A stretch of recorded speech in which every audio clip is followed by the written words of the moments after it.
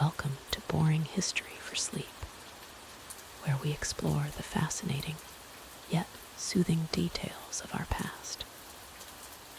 Tonight, we're diving into the challenging world of medieval midwifery, where women faced incredible hardships while bringing new life into the world. Picture this, it's a cold winter night in 13th century England. Snow blankets the thatched roofs of a small village, and inside a modest cottage, a woman's labor pains have begun. There are no hospitals, no trained doctors, and certainly no modern medical equipment. Instead, there's just one person standing between life and death, the village midwife. Medieval midwifery was a profession born of necessity, practiced almost exclusively by women in a world that offered them few opportunities for independence or respect. These remarkable individuals carried the weight of entire communities on their shoulders, responsible for safely delivering babies in an era when both maternal and infant mortality rates were devastatingly high. The role of a medieval midwife extended far beyond simply assisting with births. She was part healer, part counselor, part spiritual guide, and often the only medical practitioner available to women in their most vulnerable moments. In many communities, the midwife was one of the few women who could move freely through society, entering homes at all hours of the day and night, crossing social boundaries that were otherwise rigidly maintained. But this freedom came at a tremendous cost. Medieval midwives faced constant scrutiny from both the church and secular authorities. They operated in a world where medical knowledge was limited, superstition ran rampant, and any unfortunate outcome could result in accusations of witchcraft or incompetence. The very skills that made them invaluable to their communities also made them targets for suspicion and persecution. The training of a medieval midwife was entirely informal, passed down through generations of women who learned through observation, apprenticeship, and hard-won experience. There were no medical schools for women, no standardized practices, and no official certification. Instead, knowledge was shared in whispered conversations between mothers and daughters, in the quiet moments after successful deliveries, and through the bitter lessons learned from tragic losses. Most midwives began their journey into this profession through personal experience. Perhaps they had assisted their own mothers or sisters during difficult births, or maybe they had shown a natural aptitude for the healing arts. Some were drawn to the work after experiencing their own traumatic deliveries and wanting to spare other women similar suffering. Whatever their initial motivation, once they began practicing, they quickly discovered that midwifery was not just a job, but a calling that would consume their entire lives. The tools available to medieval midwives were primitive by today's standards. They carried small bags containing herbs for pain relief and bleeding control, rough cloths for cleaning, and perhaps a few basic instruments for emergency situations. Many relied on their hands, their intuition, and their accumulated knowledge of anatomy gleaned from years of practice. They learned to read the subtle signs of labor progression, to position bobbies for difficult deliveries, and to make split-second decisions that could mean the difference between life and death. The social position of midwives in medieval society was complex and contradictory. On one hand, they were essential figures who commanded respect during medical emergencies. Families would send for the village midwife with the same urgency they might summon a priest for last rites. She was often the first person to hold a newborn child and the last hope for a woman experiencing complications during birth. Yet despite their crucial role, midwives occupied a precarious position in the social hierarchy. They were typically working-class women who earned modest fees for their services, often paid in food, cloth, or other goods rather than coins. They had no guild to protect their interests, no formal recognition of their skills, and no legal recourse if they were accused of malpractice or worse. The relationship between midwives and the male-dominated medical establishment was particularly fraught. While university-trained physicians existed in medieval times, they rarely involved themselves in childbirth, considering it beneath their status and outside their expertise.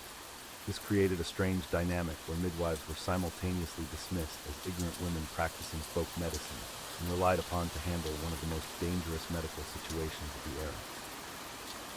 The church's attitude toward midwives was equally complicated. On one level, religious authorities recognized the necessity of their work and even incorporated them into certain religious ceremonies, such as emergency baptisms for bobbies who might not survive. However, the church also viewed midwives with suspicion, particularly when their practices seemed to venture into areas that bordered on magic or herbal medicine that could be construed as witchcraft. This suspicion was not entirely unfounded from the medieval perspective. Many midwives did indeed practice what we might call folk medicine, using herbs, chants, and rituals that had been passed down through generations. They might burn certain plants to purify the birthing room, recite prayers or incantations during difficult labors, or use amulets and charms to protect mother and child. While these practices were often harmless and sometimes even beneficial, they existed in a gray area between accepted medical treatment and forbidden magical practices. The daily life of a medieval midwife was unpredictable and demanding. She might be awakened in the middle of the night by frantic family members, summoned to travel miles through dangerous countryside to reach a woman in labor. Once there, she could be required to stay for hours or even days, monitoring the progress of labor, providing comfort and encouragement, and making crucial decisions about when to intervene and when to wait. During normal deliveries, the midwife's role was primarily supportive. She would help position the laboring woman, offer herbal remedies for pain, and provide emotional support throughout the process. She knew techniques for easing difficult births, such as massage, positioning changes, and breathing exercises. Her presence alone was often comforting to women facing the very real possibility that they might not survive the experience. However, when complications arose, the midwife's skills were put to the ultimate test. She might need to turn a breached baby, deal with excessive bleeding, or make the heartbreaking decision to prioritize either the mother's life or the child's when both could not be saved. These were decisions that no amount of training could fully prepare someone for, yet medieval midwives faced them regularly, with only their experience and intuition to guide them. The emotional toll of this work is enormous. Midwives witnessed both the joy of successful births and the tragedy of losses that were far more common than in our modern world. They formed intimate bonds with the women they served, sharing in their most vulnerable moments and carrying the weight of their fears and hopes. When things went wrong, midwives often bore not only their own grief, but also the anger and blame of devastated families. Despite these challenges, many women found deep satisfaction in their work as midwives. They took pride in their skills, found meaning in their service to their communities, and developed a profound understanding of the mysteries of birth and life. For some, it was one of the few ways a medieval woman could achieve a measure of independence and respect, even if that respect was tinged with fear and suspicion. As we explore the world of medieval midwifery tonight, we'll discover how these remarkable women navigated a society that both needed and feared them, how they developed their skills without formal education, and how they managed to preserve and pass on crucial knowledge despite facing constant obstacles and dangers. The social position of midwives in medieval society was uniquely complex, existing in a liminal space between respect and suspicion. These women occupied a role that was simultaneously essential and marginalized, revered and feared. To understand their daily struggles, we must first examine how society viewed them and the precarious nature of their social standing. In most medieval communities, midwives were typically older women who had borne children themselves. This personal experience was considered crucial, as it provided them with intimate knowledge of the birthing process that younger, childless women could not possess. The transition into midwifery often occurred naturally, beginning with assisting neighbors and relatives during labor, gradually building a reputation for skill and reliability within their immediate community. The social hierarchy of medieval times placed midwives in an ambiguous position. They were not nobility, nor were they members of the emerging merchant class. Most came from peasant or artisan backgrounds, yet their specialized knowledge elevated them above ordinary laborers. This created a unique social dynamic where midwives commanded respect for their expertise while remaining bound by the limitations of their birth status. For communities, the local midwife was often one of the most important figures in village life. She was privy to the most intimate moments of families, present at births, deaths, and the crucial transitions between life stages.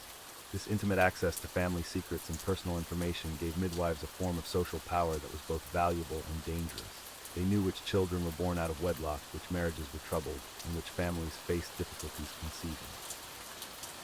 However, this knowledge came with significant risks.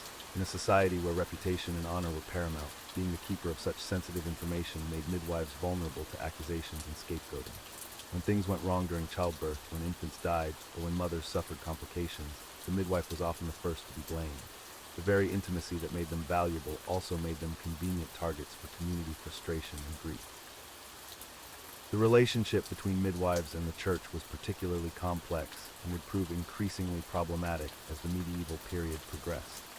Initially, the church acknowledged the necessity of midwives and even incorporated them into certain religious practices. Midwives were often called upon to perform emergency baptisms on infants who appeared unlikely to survive, a responsibility that required them to know basic Latin prayers and understand theological concepts about salvation and the soul. This religious responsibility created an interesting paradox. On one hand, midwives were entrusted with performing sacred rites and ensuring the spiritual welfare of newborns. On the other hand, their work involved intimate knowledge of women's bodies and the mysterious process of birth, areas that church doctrine increasingly viewed with suspicion and concern. The church's growing emphasis on celibacy and the notion that women's bodies were inherently sinful created tension with the midwife's necessary involvement in the most fundamental female experience. The economic status of midwives varied considerably depending on their location and clientele. In wealthy urban areas, skilled midwives could command substantial fees from merchant families and minor nobility. These successful practitioners might own property, employ assistants, and enjoy a comfortable standard of living. They often developed relationships with multiple generations of families, becoming trusted advisors on matters extending beyond childbirth to general health and family planning. However, the majority of midwives served rural or poor urban populations where payment was often irregular and insufficient. Many received compensation in the form of goods rather than money, grain, cloth, livestock, or household items. Some worked essentially as community servants, expected to respond to calls for help regardless of the family's ability to pay. This economic uncertainty made their social position even more precarious, as they depended heavily on community goodwill and could not easily relocate if their reputation became damaged. The training and knowledge acquisition of medieval midwives followed informal patterns that reflected their marginal social status. Unlike male-dominated professions such as medicine or law, which had established educational institutions and formal apprenticeships, midwifery knowledge was passed down through oral tradition and hands-on experience. Older midwives would take younger women under their guidance, teaching them through observation and gradual participation in births. This informal training system had both advantages and disadvantages. It allowed for highly personalized instruction and the preservation of local practices and remedies that had proven effective over generations. Experienced midwives could adapt their teaching to the specific needs and abilities of their students, creating strong mentoring relationships that often lasted for decades. The knowledge passed down included not only practical birthing techniques, but also herbal remedies, diagnostic skills, and the psychological aspects of supporting women through labor. However, the lack of formal standardization also meant that the quality of midwifery care could vary dramatically from one practitioner to another. Some midwives possessed extensive knowledge accumulated over years of practice and passed down through generations of skilled practitioners. Others might have limited training or rely on superstitions and ineffective practices. Without formal oversight or standardized curricula, there was no mechanism to ensure consistent quality or to eliminate dangerous practices. The social expectations placed upon midwives extended far beyond their medical duties. They were expected to be moral exemplars in their communities, maintaining strict confidentiality about family matters while also serving as informal counselors and advisors. Midwives often found themselves mediating family disputes, providing guidance on marital problems, and offering support during times of grief and loss. This expanded role increased their social importance, but also added to their burdens and potential liabilities. Community members expected midwives to be available at all hours, in all weather conditions, and regardless of personal circumstances. The unpredictable nature of childbirth meant that midwives had little control over their schedules and were frequently called away from their own families and responsibilities. This constant availability was seen as part of their social obligation, but it also meant that midwives had little opportunity for rest or personal time. The gender dynamics of medieval society created additional challenges for midwives' social status.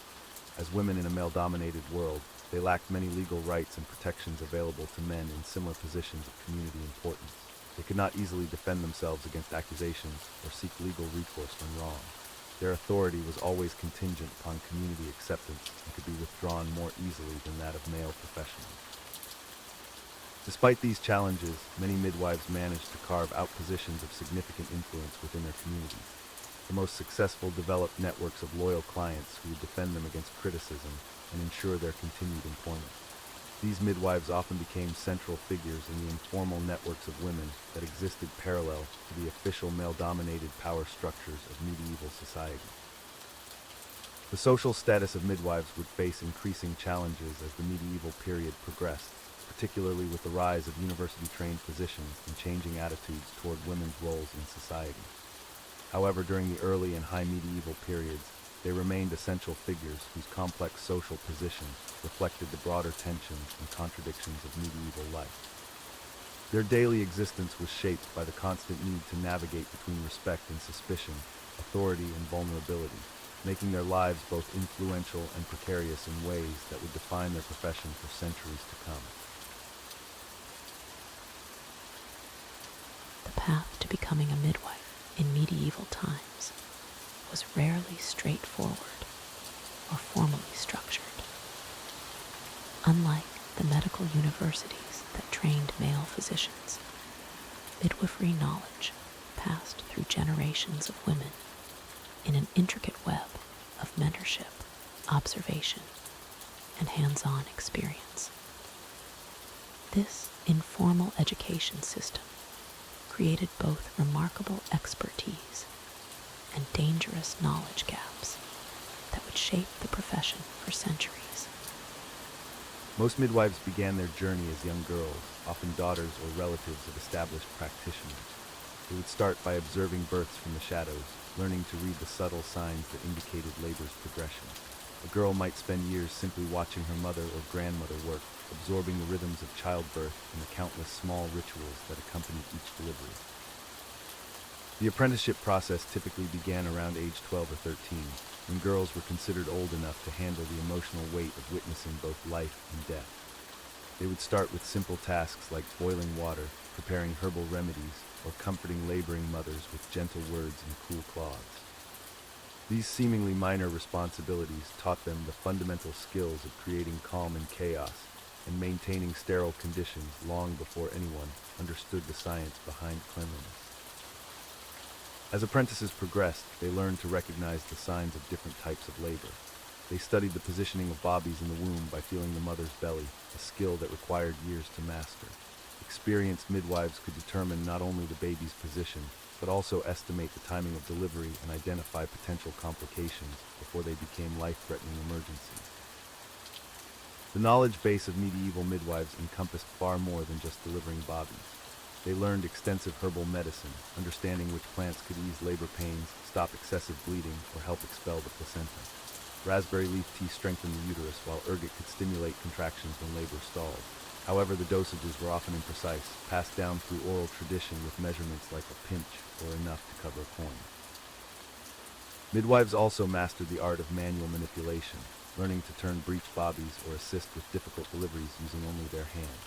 These techniques required incredible skill and intuition, as one wrong move could injure or kill both mother and child.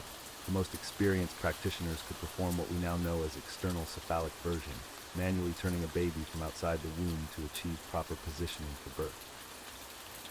The psychological aspects of midwifery training were equally important.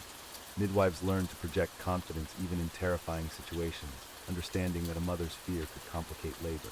They developed repertoires of encouraging phrases, traditional songs, and comforting rituals that helped women through the ordeal of childbirth. Many learned to read and interpret the subtle signs of a mother's emotional state, adjusting their approach accordingly. Regional variations in training created fascinating differences in midwifery practices across medieval Europe. In some areas, midwives learned elaborate rituals involving blessed objects, holy water, or specific prayers believed to protect mother and child. Italian midwives often incorporated techniques influenced by classical Roman texts, while those in Northern Europe relied more heavily on Germanic folk traditions and herbal knowledge passed down from pre-Christian times. The lack of standardized training meant that knowledge quality varied dramatically between practitioners. Some midwives possessed remarkable skills that rivaled those of university-trained physicians, while others relied on superstition and dangerous practices that increased mortality rates. A midwife in a major city might learn from multiple mentors and encounter hundreds of births, while her rural counterpart might train under a single practitioner and see only a few dozen deliveries before practicing independently. Written sources of midwifery knowledge were extremely rare and often inaccessible to most practitioners. The few medical texts that existed were written in Latin and owned by male physicians who rarely shared their knowledge with midwives. This created a significant gap between theoretical medical knowledge and practical birthing experience, as midwives developed highly effective techniques that were never documented or studied systematically. Some exceptional midwives did manage to access written knowledge, often through connections with monasteries or wealthy families. These literate practitioners became valuable bridges between folk wisdom and formal medical theory, though they remained a small minority within the profession. Their combined knowledge of traditional practices and scholarly medicine often made them the most sought-after midwives in their region. The training process never truly ended for dedicated midwives. They continued learning throughout their careers, adapting their techniques based on new experiences and sharing knowledge with other practitioners. Informal networks of midwives would gather at markets or religious festivals, exchanging remedies, discussing difficult cases, and passing along innovations that had proven successful. Master midwives often guarded their most valuable secrets, sharing advanced techniques only with their most trusted apprentices or daughters. This protective approach ensured that the most effective methods remained within established families or close-knit communities, but it also limited the spread of life-saving knowledge to areas where it was desperately needed. The emotional toll of training was considerable, as young apprentices witnessed the harsh realities of medieval childbirth from an early age. They learned to cope with frequent deaths, both maternal and infant, developing the emotional resilience necessary to continue practicing despite regular exposure to tragedy. This psychological preparation was as crucial as any technical skill, as midwives who couldn't handle the emotional demands of their profession quickly abandoned the field. Assessment of competency was entirely informal and community-based. The midwife was considered ready for independent practice when her mentor deemed her sufficiently skilled and when the local community expressed confidence in her abilities. This system relied heavily on reputation and word-of-mouth recommendations, creating strong incentives for practitioners to maintain high standards and positive relationships with their clients. The knowledge acquisition process created midwives who were intimately familiar with the normal variations of childbirth, but often unprepared for rare complications. Their extensive experience with typical deliveries made them highly effective in most situations, but when faced with unusual problems, they had few resources beyond their own ingenuity and the collective wisdom of other local practitioners. Despite these limitations, the medieval midwifery training system produced practitioners whose skills were often superior to those of male physicians in matters of childbirth. Their hands-on experience, combined with generations of accumulated wisdom, created a body of practical knowledge that would form the foundation of modern obstetric care, even though much of it remained unrecognized and undocumented for centuries to come. The medieval midwife's toolkit was a fascinating collection of practical instruments, herbal remedies, and time-tested techniques passed down through generations of women healers. Unlike modern medical practitioners with their sterile equipment and pharmaceutical arsenal, these skilled women relied on ingenuity, experience, and whatever materials they could gather from their immediate environment. At the heart of every midwife's practice lay her birthing stool, perhaps the most important piece of equipment she possessed. These wooden chairs, carved with careful attention to both function and comfort, featured a distinctive horseshoe-shaped seat with an opening that allowed the baby to emerge naturally. The design wasn't arbitrary, but represented centuries of refinement based on practical experience and understanding of gravity's role in childbirth. The birthing stool stood approximately 18 inches high, crafted from sturdy oak or ash wood that could support a laboring woman's weight through hours of contraction. Many stools featured armrests where the mother could grip during intense moments, while others included back supports carved at angles that encouraged optimal positioning for delivery. Some midwives owned multiple stools of varying heights, selecting the appropriate one based on each woman's physical stature and the baby's presentation. Wealthy midwives might possess stools decorated with intricate carvings depicting protective symbols, religious imagery, or scenes of successful births. These weren't merely decorative flourishes, but served as psychological tools, providing comfort and confidence to laboring mothers who could focus on positive imagery during difficult moments. The sight of a well-worn, beautifully crafted birthing stool often reassured anxious families that they were in experienced hands. Beyond the birthing stool, midwives carried leather pouches filled with essential tools that would seem primitive by today's standards, but represented the cutting edge of medieval medical technology. Sharp knives, carefully maintained and kept as clean as possible, served multiple purposes from cutting umbilical cords to performing emergency procedures when complications arose during delivery. These knives weren't ordinary kitchen implements, but specialized tools, often passed down from mentor to apprentice like precious heirlooms. The blades were typically shorter and broader than standard knives, designed for precision work in confined spaces. Many midwives wrapped their knives in clean linen cloths, understanding intuitively that cleanliness, while not fully comprehended in terms of germ theory, somehow reduced the risk of infection and complication. Scissors, when available, provided another cutting option, though they were expensive and not every midwife could afford a quality pair. Those who possessed scissors often guarded them jealously, knowing that well-made metal implements could last decades with proper care and maintenance. The ability to make clean, precise cuts could mean the difference between a successful delivery and a tragic outcome. Thread made from hemp, flax, or silk served for tying off umbilical cords, a crucial skill that required both technical knowledge and steady hands. Medieval midwives understood that improper cord management could lead to bleeding, infection, or other serious complications for newborns. They often carried multiple types of thread, selecting the strongest and cleanest available for each situation. Measuring tools, though simple, played important roles in assessing labor progress and fetal positioning. Strips of leather or cloth marked with knots at specific intervals helped midwives gauge cervical dilation and estimate timing between contractions. These primitive but effective instruments allowed experienced practitioners to make informed decisions about when to intervene and when to allow nature to take its course. The midwife's herbal arsenal represented perhaps the most sophisticated aspect of medieval obstetric care, encompassing knowledge that had been accumulated and refined over countless generations. These women possessed detailed understanding of dozens of plants, their properties, proper harvesting techniques, and optimal preparation methods for various birthing scenarios. Ergot, a fungus that grows on rye grain, served as one of the most powerful tools in the medieval midwife's pharmacological toolkit. When properly prepared and administered in carefully controlled doses, ergot could stimulate uterine contractions and help expel retained placental tissue. However, this same substance could prove deadly if used incorrectly, requiring midwives to develop precise knowledge of dosage, timing, and individual patient responses. The preparation of ergot required careful attention to detail and extensive experience to avoid tragic mistakes. Midwives would typically soak the fungus in wine or ale, creating tinctures of varying strengths depending on the specific medical situation. They learned to recognize signs of ergot poisoning and understood which patients might be more susceptible to adverse reactions based on their overall health and previous birthing experiences. Pennyroyal, a member of the mint family, served multiple purposes in medieval obstetric practice. Its strong, distinctive aroma was believed to help revive women who had fainted during labor, while teas made from its leaves were thought to ease afterbirth pains and promote the expulsion of retained placental material. Midwives often grew pennyroyal in their own gardens, ensuring a reliable supply of fresh, potent herbs for their practice. However, pennyroyal's reputation extended beyond simple pain relief and aromatherapy. Many midwives understood its abortifacient properties and used it carefully in situations where pregnancy termination was deemed medically necessary.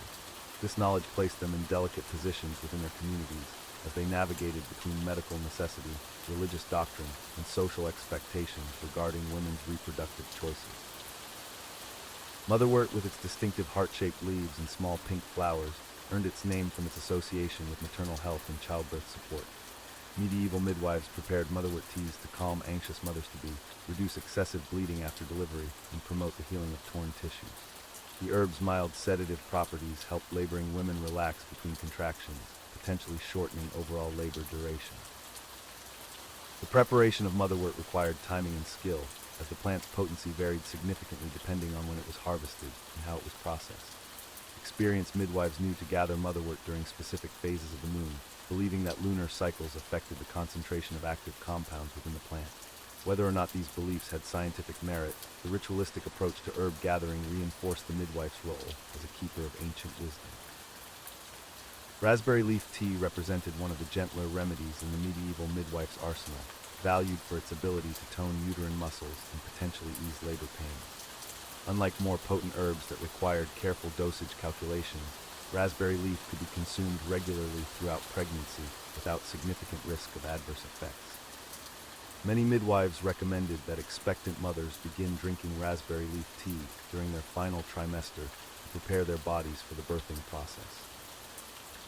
The collection and preparation of raspberry leaves followed seasonal patterns that connected midwifery practice to the natural rhythms of agricultural life. Leaves harvested in late spring or early summer, when the plant was at peak vitality but before fruit production began, were considered most potent for medicinal purposes. Midwives would dry these leaves carefully, storing them in sealed containers to preserve their therapeutic properties throughout the year.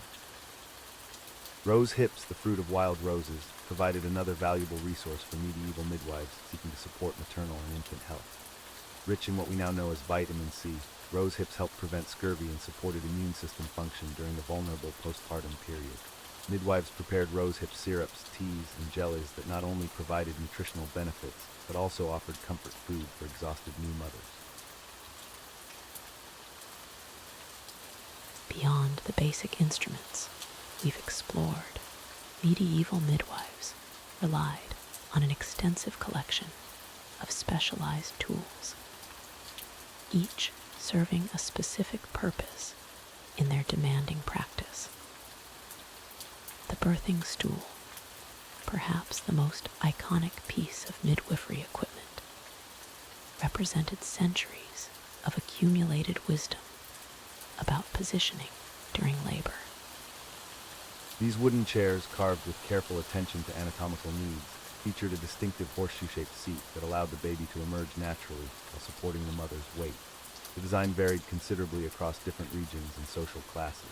Wealthy families might commission elaborate birthing stools decorated with religious symbols or family crests, while common folk made do with simpler versions crafted by local woodworkers. The positioning of the birthing stool was considered crucial to successful delivery. Midwives would carefully angle the chair to catch the best light available, whether from candles, oil lamps, or precious daylight streaming through windows. They understood instinctively that gravity could be their ally, though they lacked the scientific terminology to explain why upright positions often facilitated easier births.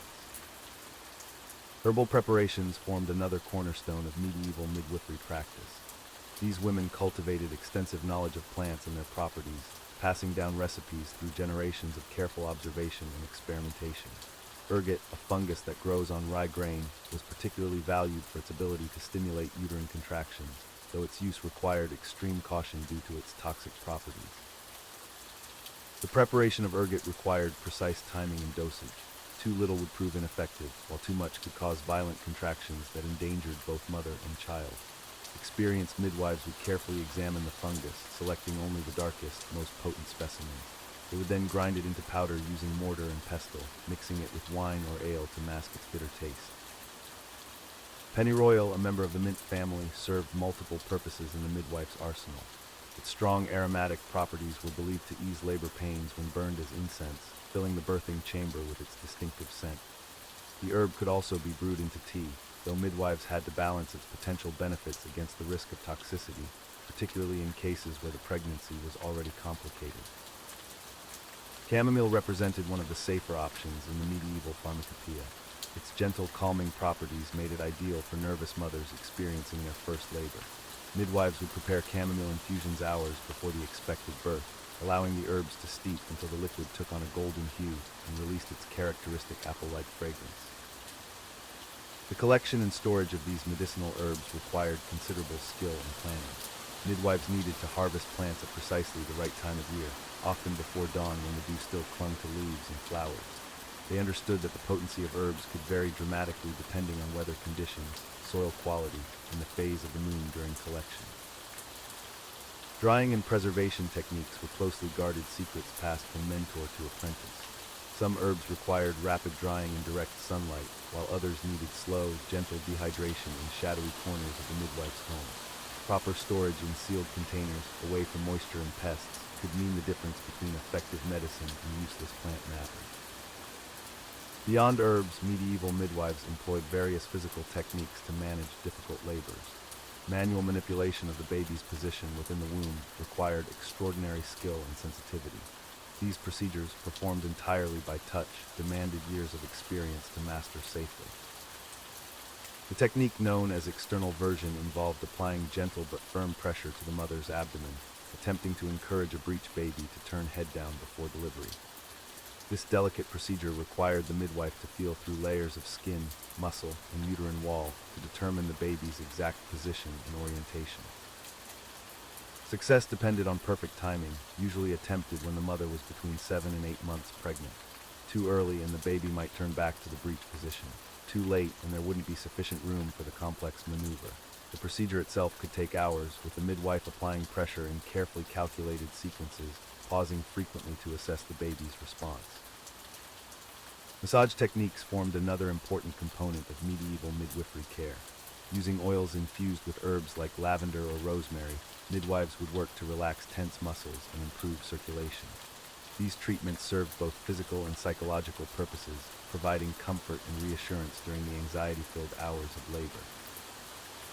The preparation of massage oils required considerable time and resources. Midwives would heat base oils like olive or almond oil in ceramic vessels, carefully controlling the temperature to avoid destroying the delicate compounds in their chosen herbs. The infusion process could take days, with the mixture requiring regular stirring and temperature monitoring. Different oils served specific purposes throughout the birthing process. Lighter oils were preferred for early labor massage, while heavier preparations were reserved for the intense final stages of delivery. Some midwives developed signature blends, closely guarded recipes that became their professional calling cards. Pain management represented one of the most challenging aspects of medieval midwifery. Without access to modern anesthetics, these practitioners had to rely on a combination of herbal remedies, physical techniques, and psychological support to help mothers through the ordeal of childbirth. Willow bark, containing compounds similar to modern aspirin, provided some relief from labor pains when prepared as a bitter tea. However, its effectiveness was limited, and many women found the taste so unpalatable that they refused to drink sufficient quantities for meaningful pain relief. Opium, when available, offered more substantial pain management but came with significant risks. Medieval midwives had no way to measure precise dosages, relying instead on visual cues and experience to determine appropriate amounts. Too little provided no relief, while too much could slow or stop labor entirely, creating life-threatening complications. The scarcity and expense of opium meant that only wealthy families could afford such luxuries. Common women had to endure labor with minimal pharmaceutical assistance, relying instead on the midwife's skill in providing emotional support and practical comfort measures. Breathing techniques, though not formalized into systematic methods, were instinctively employed by experienced midwives. They would coach laboring women through contractions, encouraging slow, deep breaths during the most intense moments. These practitioners understood intuitively that controlled breathing could help manage pain and reduce panic. The use of music and chanting during labor reflected the medieval understanding of sound's therapeutic properties. Some midwives would hum traditional melodies or recite prayers in rhythmic patterns, creating a calming atmosphere that helped mothers focus through difficult contractions. Temperature regulation in the birthing chamber required constant attention and adjustment. Midwives would carefully manage fires and braziers, ensuring adequate warmth without creating stifling conditions. They understood that both mother and newborn were vulnerable to temperature extremes, particularly during the critical moments immediately following delivery. The tools and techniques of medieval midwifery, while primitive by modern standards, represented sophisticated solutions to complex medical challenges. These dedicated women, working within the constraints of their time, developed remarkably effective methods for managing one of humanity's most fundamental experiences. The medieval midwife's knowledge extended far beyond the birthing chamber into the vast world of herbal medicine. These women were walking encyclopedias of botanical wisdom, carrying generations of accumulated knowledge about which plants could ease labor pains, prevent infection, and support both mother and child through the dangerous journey of childbirth. In an age before modern pharmaceuticals, plants were the primary source of medical intervention. Midwives cultivated extensive herb gardens, often hidden away from prying eyes, where they grew their precious medicinal plants. These gardens were carefully planned sanctuaries, with each plant positioned according to its specific needs for sunlight, water, and soil conditions. The knowledge of herbal remedies was typically passed down through oral tradition, from experienced midwives to their apprentices. This created a rich tapestry of regional variations in herbal practices, as different areas developed their own preferred remedies based on locally available plants and cultural traditions. One of the most commonly used herbs in medieval midwifery was motherwort, known scientifically as Leonuris cardiaca. This plant earned its name from its specific association with maternal health. Midwives would prepare motherwort as a tea or tincture to help regulate contractions during labor. The herb was believed to strengthen the heart and calm the nerves, making it particularly valuable for anxious mothers experiencing their first childbirth. Raspberry leaf tea was another cornerstone of the medieval midwife's herbal arsenal. The leaves of the red raspberry plant were dried and steeped to create a nourishing beverage that was given to pregnant women throughout their pregnancy, but especially in the final weeks before delivery. Midwives observed that women who regularly consumed raspberry leaf tea seemed to have shorter, more efficient labors with fewer complications. For pain relief during labor, midwives often turned to willow bark, which contains salicin, a compound similar to modern aspirin. The bark would be carefully harvested, dried, and ground into a powder that could be mixed with wine or water. However, the dosage had to be carefully controlled, as too much could cause dangerous side effects. Blue cohosh was particularly prized for its ability to stimulate uterine contractions. Midwives would use this herb cautiously, typically only when labor had stalled or failed to progress naturally. The timing of blue cohosh administration was critical, as using it too early in pregnancy could potentially cause miscarriage, while using it at the right moment could help ensure a successful delivery. Chamomile flowers were gentle allies in the birthing process, valued for their calming and anti-inflammatory properties. Midwives would prepare chamomile tea to help anxious mothers relax, and they would also use chamomile-infused oils for perineal massage to help prevent tearing during delivery. The collection and preparation of these herbs required extensive knowledge and careful timing. Many plants had to be harvested at specific times of day or during particular phases of the moon to maximize their potency. For example, some midwives believed that herbs collected during a full moon were more powerful than those gathered at other times. Drying and storing herbs properly was crucial to maintaining their effectiveness. Midwives would hang bundles of freshly picked herbs in dark, dry places with good air circulation. They learned to recognize when herbs had lost their potency and needed to be replaced, often by observing changes in color, scent, or texture. The preparation methods varied depending on the specific herb and its intended use. Some herbs were most effective when used fresh, while others needed to be dried first. Tinctures were made by steeping herbs in alcohol or vinegar for weeks, creating concentrated liquid extracts that could be stored for months without losing their potency. Poultices were another common preparation method, where herbs were crushed and mixed with water or oil to create a paste that could be applied directly to the skin. These were often used for external applications, such as treating breast engorgement or soothing perineal tears after delivery. Medieval midwives also understood the importance of combining different herbs to create more effective remedies.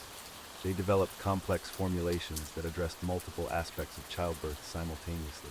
For instance, a labor tea might combine motherwort for uterine strength, chamomile for relaxation, and ginger for nausea relief. The dosage of herbal remedies was determined through careful observation and experience rather than standardized measurements.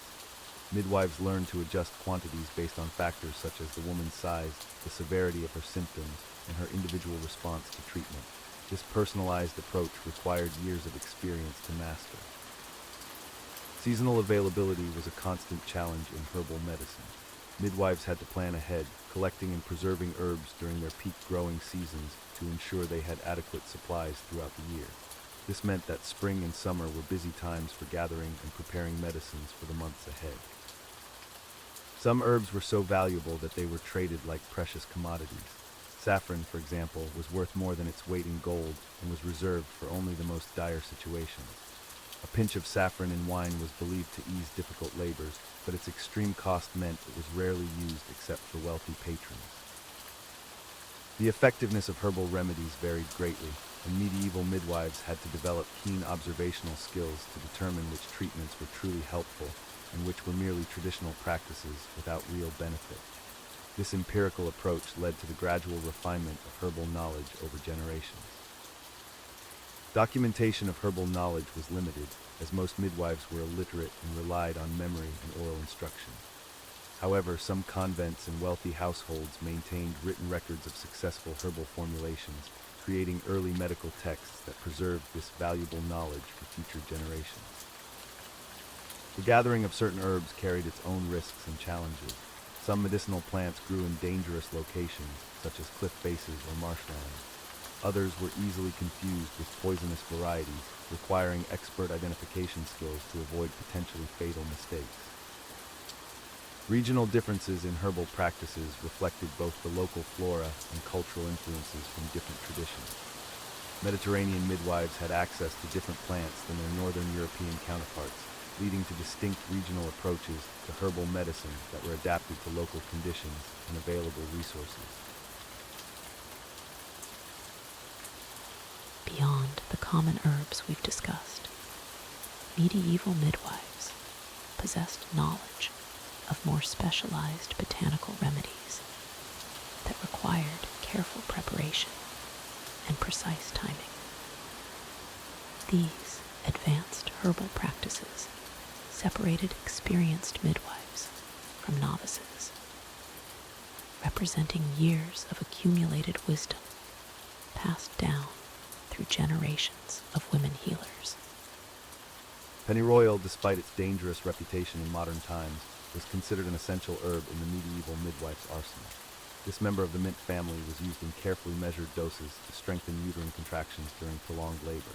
Midwives would prepare pennyroyal tea by steeping the dried leaves in hot water for exactly the time it took to recite 3 Ave Marias.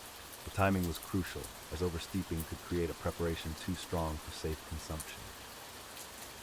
The gathering of pennyroyal required specific knowledge of seasonal timing. Midwives collected the herb just before it flowered, when the essential oils were at their peak concentration. They would venture out in the early morning hours when dew still clung to the leaves, believing that herbs gathered at this time retained more of their healing properties. The plants were dried in bundles, hung in dark, well-ventilated spaces away from direct sunlight that could diminish their potency. Mugwort held special significance in medieval birthing practices, often called the mother of herbs by those who understood its properties. This hardy perennial grew wild in many regions, making it accessible to midwives regardless of their economic circumstances.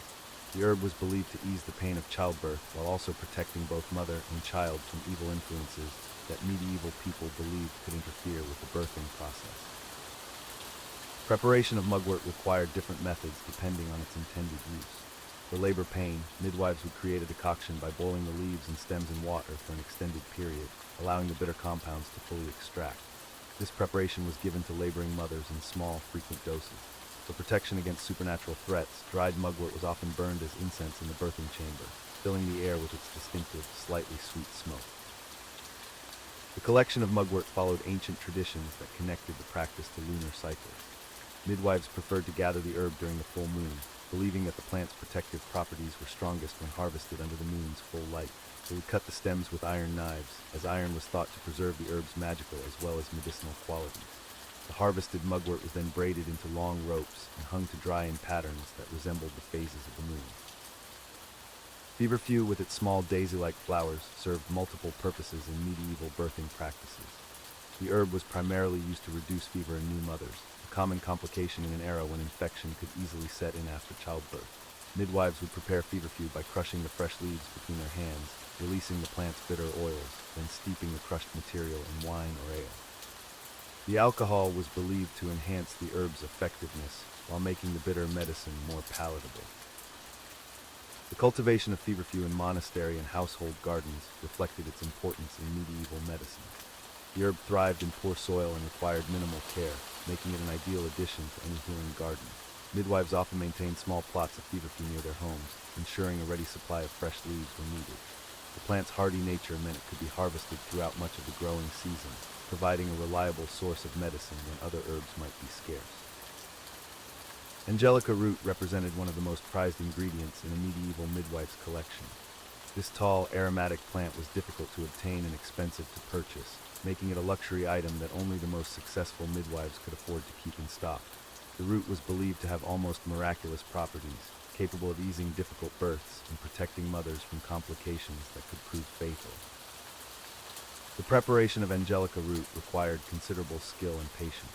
The thick, fleshy roots needed to be carefully cleaned and dried over a period of several weeks. Midwives would slice the roots into thin pieces, arranging them on wooden frames covered with clean linen cloth. The drying process took place in warm, dry locations, with the root pieces turned daily to ensure even preservation. Once fully dried, the root pieces were stored in sealed containers, protected from moisture that could cause them to spoil. Wild carrot seeds, known today as Queen Anne's lace, were used by medieval midwives as a form of birth control, though this knowledge was carefully guarded and shared only among trusted women. The seeds were collected in late summer when they had fully matured, then dried and ground into a fine powder. This powder was mixed with wine or honey to mask its bitter taste, creating a preparation that women could take to prevent pregnancy. The use of wild carrot seeds represented a dangerous area of medieval midwifery practice. The church strongly opposed any form of birth control, viewing it as interference with God's will. Midwives who were known to provide such services risked accusations of witchcraft or heresy. Despite these dangers, the knowledge persisted, passed down through whispered conversations between women who understood the desperate need for family planning in an era when large families could mean starvation for all. Blessed thistle, despite its formidable appearance with sharp spines covering its stems and leaves, was considered a gentle herb suitable for new mothers. The plant was used to increase milk production in nursing mothers, prepared as a tea from the dried leaves and flowers. The bitter taste of blessed thistle tea was often improved by adding honey or mixing it with more pleasant-tasting herbs like chamomile or mint. The harvesting of blessed thistle required careful technique to avoid injury from the plant's numerous spines. Midwives would wear thick leather gloves and use long-handled tools to cut the stems, taking care to preserve the flower heads where much of the plant's medicinal value was concentrated. The harvested material was spread on clean cloths to dry, with the spines carefully removed before the herb was stored for future use. Comfrey root, known as nipbun for its reputation in healing broken bones, also played a role in postpartum care.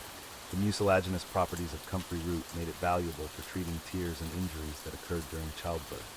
Midwives would prepare poultices from the fresh root, grinding it into a paste that could be applied directly to wounds. The root's healing compounds were believed to speed recovery and reduce the risk of infection. The preparation of comfrey root poultices required fresh material, as the healing properties diminished rapidly once the root was exposed to air. Midwives would keep live comfrey plants in their gardens, digging roots as needed. The thick black roots were scrubbed clean, then grated or pounded into a pulp. This pulp was mixed with clean water or wine to create a paste that could be spread on clean linen and applied to injuries. These specialized herbal preparations represented the pinnacle of medieval midwifery knowledge, requiring years of experience to master. The success of these treatments depended not only on proper preparation, but also on the midwife's ability to diagnose conditions accurately and choose the appropriate remedy for each situation. This expertise made skilled midwives invaluable members of their communities, despite the constant dangers they faced from both medical complications and social persecution. The medieval church cast a long shadow over every aspect of life, and childbirth was no exception. For midwives, navigating the complex web of religious doctrine, superstition, and medical practice required extraordinary skill and diplomacy. The church's influence on birthing practices created a fascinating tension between ancient wisdom and emerging Christian theology. In the early medieval period, the church viewed childbirth through the lens of original sin and divine punishment. According to church doctrine, women's pain and labor was God's judgment for Eve's transgression in the Garden of Eden. This theological framework meant that midwives had to carefully balance their desire to ease suffering with the church's teaching that pain was spiritually necessary and divinely ordained. The most trusted midwives learned to speak the language of faith while practicing the art of healing. They would begin each birth with prayers and invocations, calling upon Saint Margaret of Antioch, the patron saint of childbirth, to protect mother and child. These prayers served multiple purposes, providing spiritual comfort to laboring women while demonstrating the midwife's piety to any clergy who might question their methods. Saint Margaret's story resonated deeply with medieval women facing the dangers of childbirth. Legend told of her miraculous escape from the belly of a dragon, symbolizing triumph over the forces of darkness and death. Midwives would often carry small tokens or relics associated with Saint Margaret, using them to bless the birthing chamber and invoke divine protection during difficult labors. The Church's attitude toward pain relief created significant challenges for medieval midwives. While they possessed knowledge of herbs and techniques that could ease labor pains, using them too liberally risked accusations of interfering with God's will. Skilled midwives developed subtle approaches, framing their interventions as prayers made manifest or as ways to help women endure their divinely appointed suffering with greater grace and dignity. Holy water played a central role in medieval birthing practices, serving both spiritual and practical purposes. Midwives would sprinkle holy water around the birthing chamber to ward off evil spirits and demons, who were believed to be particularly attracted to the vulnerability of women in labor. The ritual also provided psychological comfort to frightened mothers and their families, creating a sense of divine protection in moments of extreme anxiety.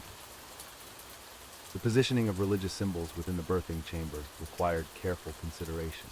Crucifixes, images of saints, and blessed candles were strategically placed to maximize their protective power while ensuring they wouldn't interfere with the midwife's work. Many midwives developed personal traditions around these arrangements, believing that specific configurations of sacred objects could influence the outcome of difficult births. Church teachings about the nature of women created additional complications for midwives. Medieval theology portrayed women as inherently weaker and more susceptible to sin than men, yet also recognized their crucial role in continuing God's creation. This paradox meant that midwives had to navigate carefully between acknowledging women's supposed spiritual frailty while celebrating their divine purpose as mothers. The concept of churching, a purification ritual performed after childbirth, directly impacted midwives' relationships with their clients.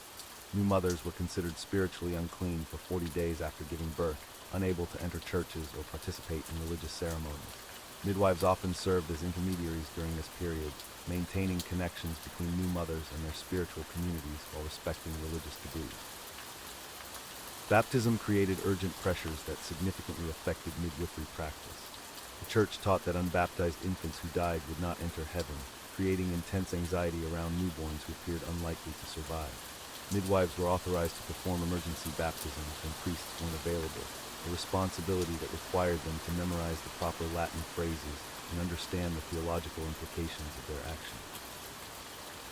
The emergency baptism ritual involved specific procedures that midwives had to master perfectly. Using blessed water, they would pour it over the infant's head while reciting the traditional formula in Latin.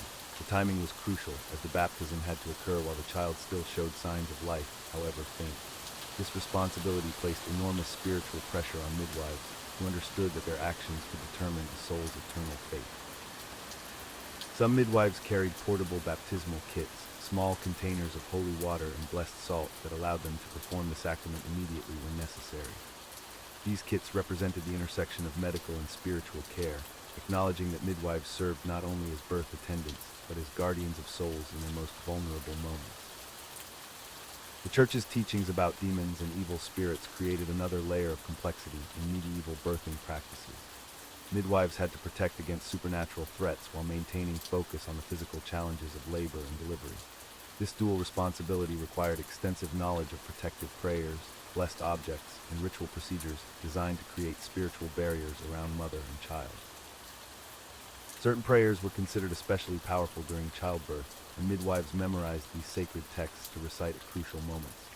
The Ave Maria and Pater Noster formed the foundation of birthing prayers, but many midwives also knew specialized invocations for specific complications. These prayers served both spiritual and practical purposes, providing rhythm for breathing exercises while invoking divine assistance. The medieval Church's calendar of saints provided midwives with a rich resource for spiritual intervention. Beyond Saint Margaret, they might invoke Saint Anne, the mother of the Virgin Mary, for her wisdom in motherhood, or Saint Bridget of Ireland, known for her healing powers. Each saint offered different forms of protection and assistance, allowing midwives to tailor their spiritual approach to specific circumstances and challenges. Religious festivals and holy days created special considerations for midwives and their clients. Births occurring on major feast days were considered particularly blessed, while those happening during periods of penance or mourning required additional spiritual precautions. Midwives had to maintain awareness of the Church calendar, understanding how religious observances might affect the spiritual significance of births under their care. The practice of blessing birthing tools and supplies reflected the deep integration of faith and medicine in medieval midwifery. Knives for cutting umbilical cords, cloths for wrapping newborns, and herbs for pain relief were all blessed by priests or treated with holy water.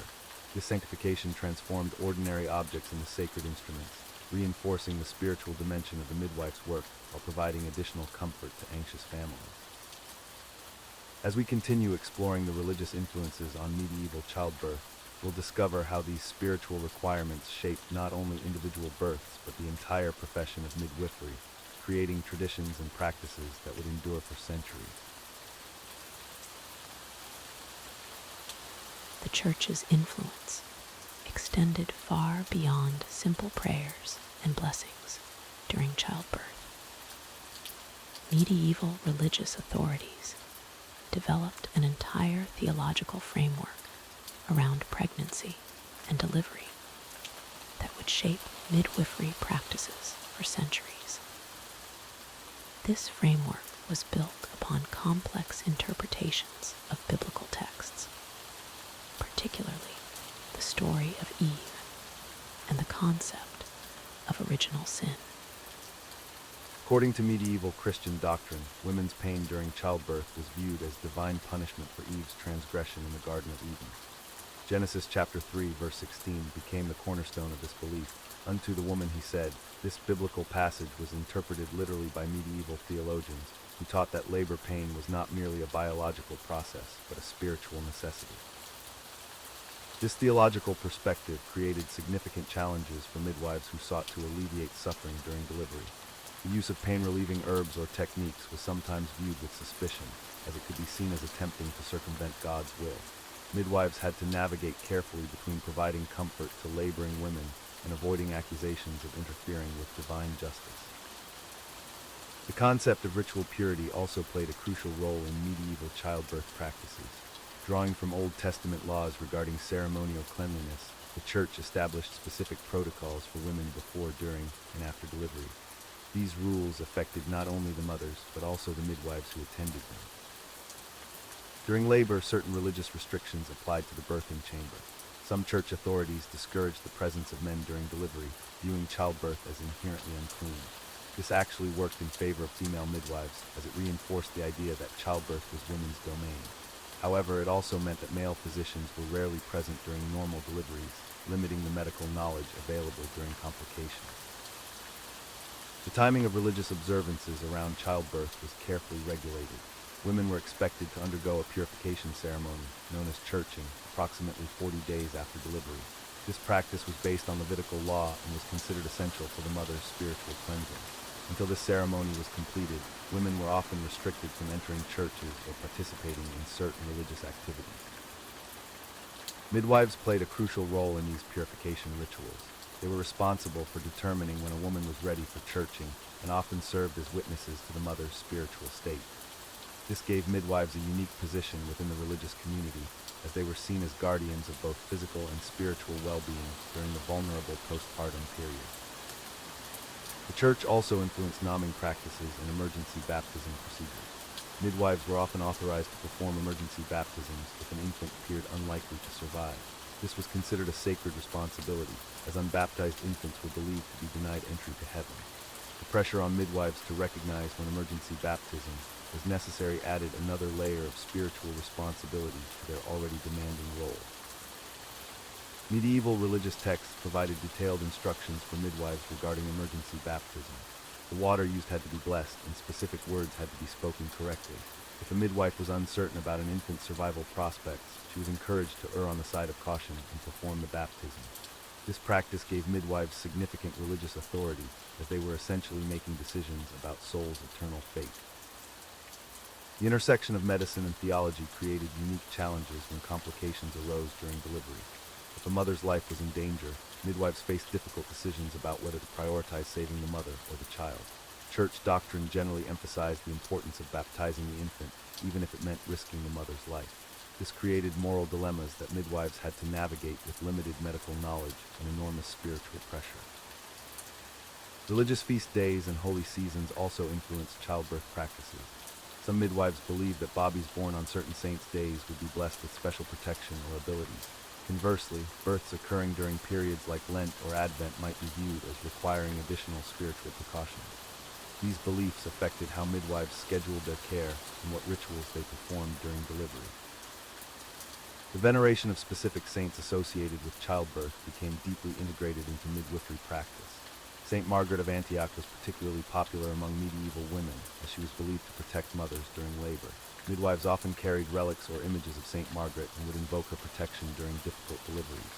Saint Anne, the mother of the Virgin Mary, was also frequently called upon for assistance during childbirth. Prayer books specifically designed for childbirth became common tools in medieval midwifery. These texts contained specific prayers for different stages of labor, from the onset of contractions through delivery and recovery. Midwives were expected to be familiar with these prayers and to lead them during the birthing process. The ability to recite appropriate prayers was considered as important as practical medical knowledge.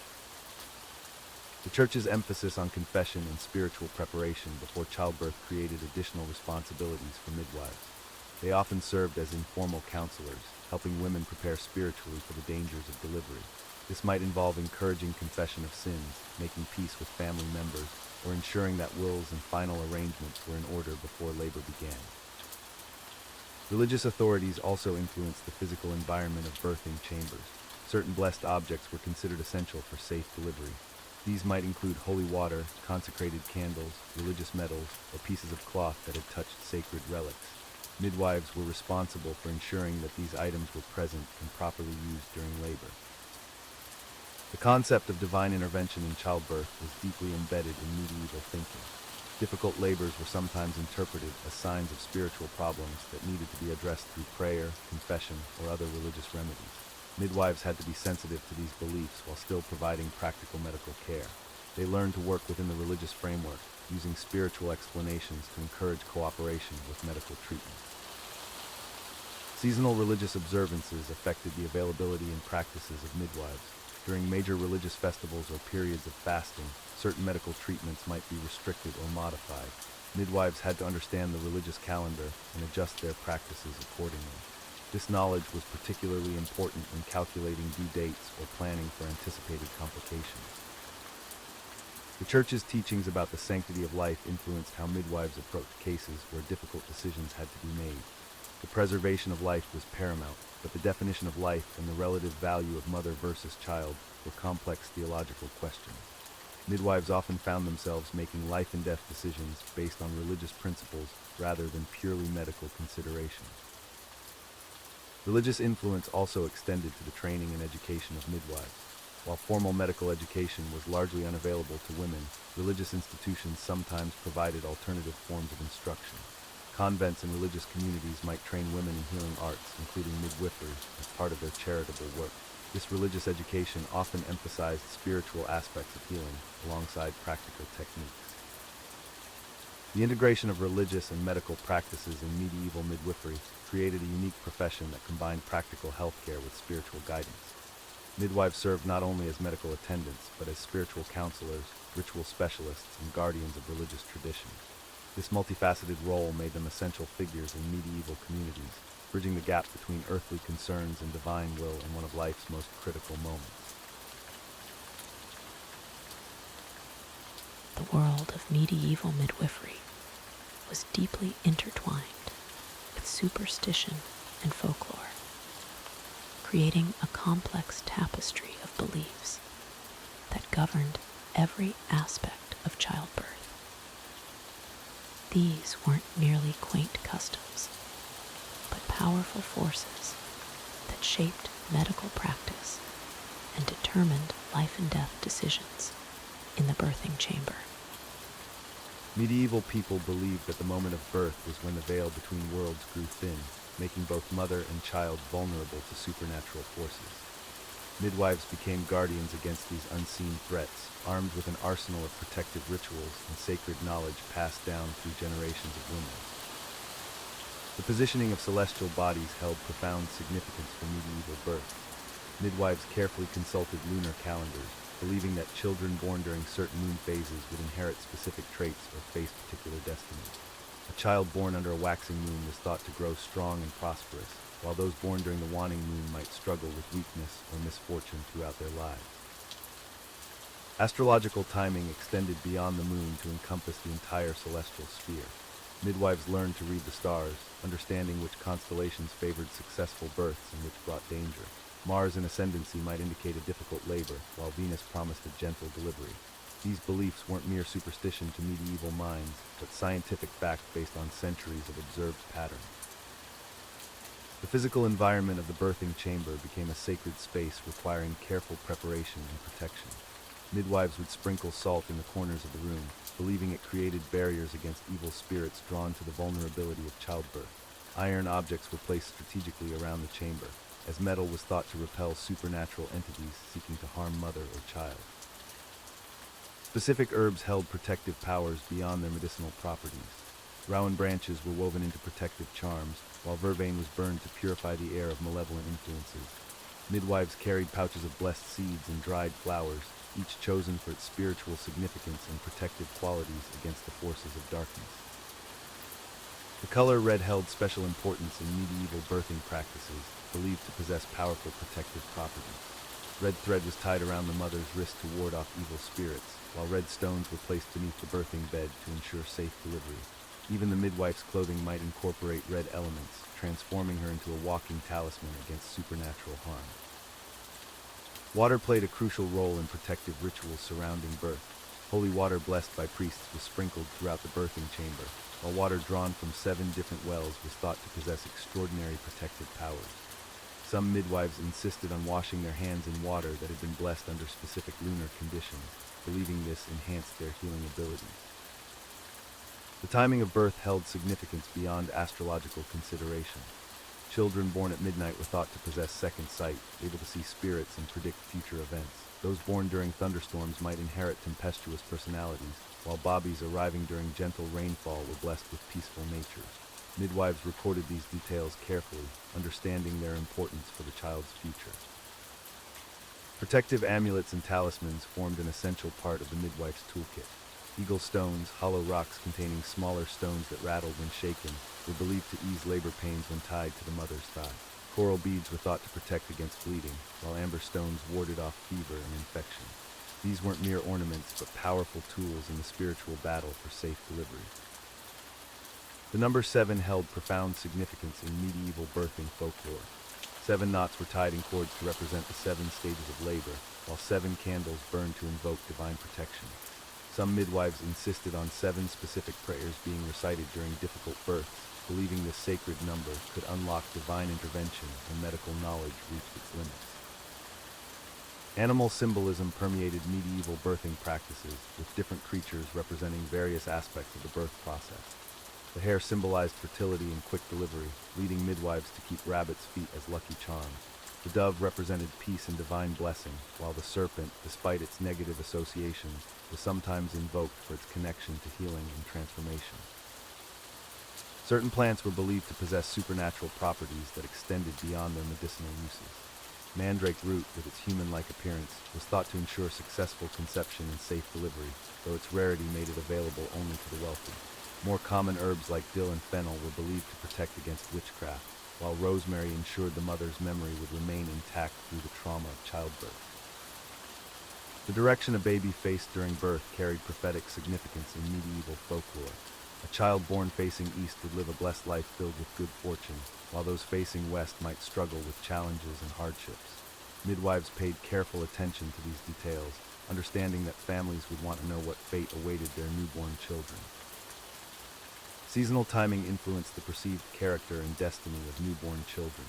Spring bobbies were thought to inherit the season's qualities of growth and renewal, while winter births might produce children with reserved, contemplative natures.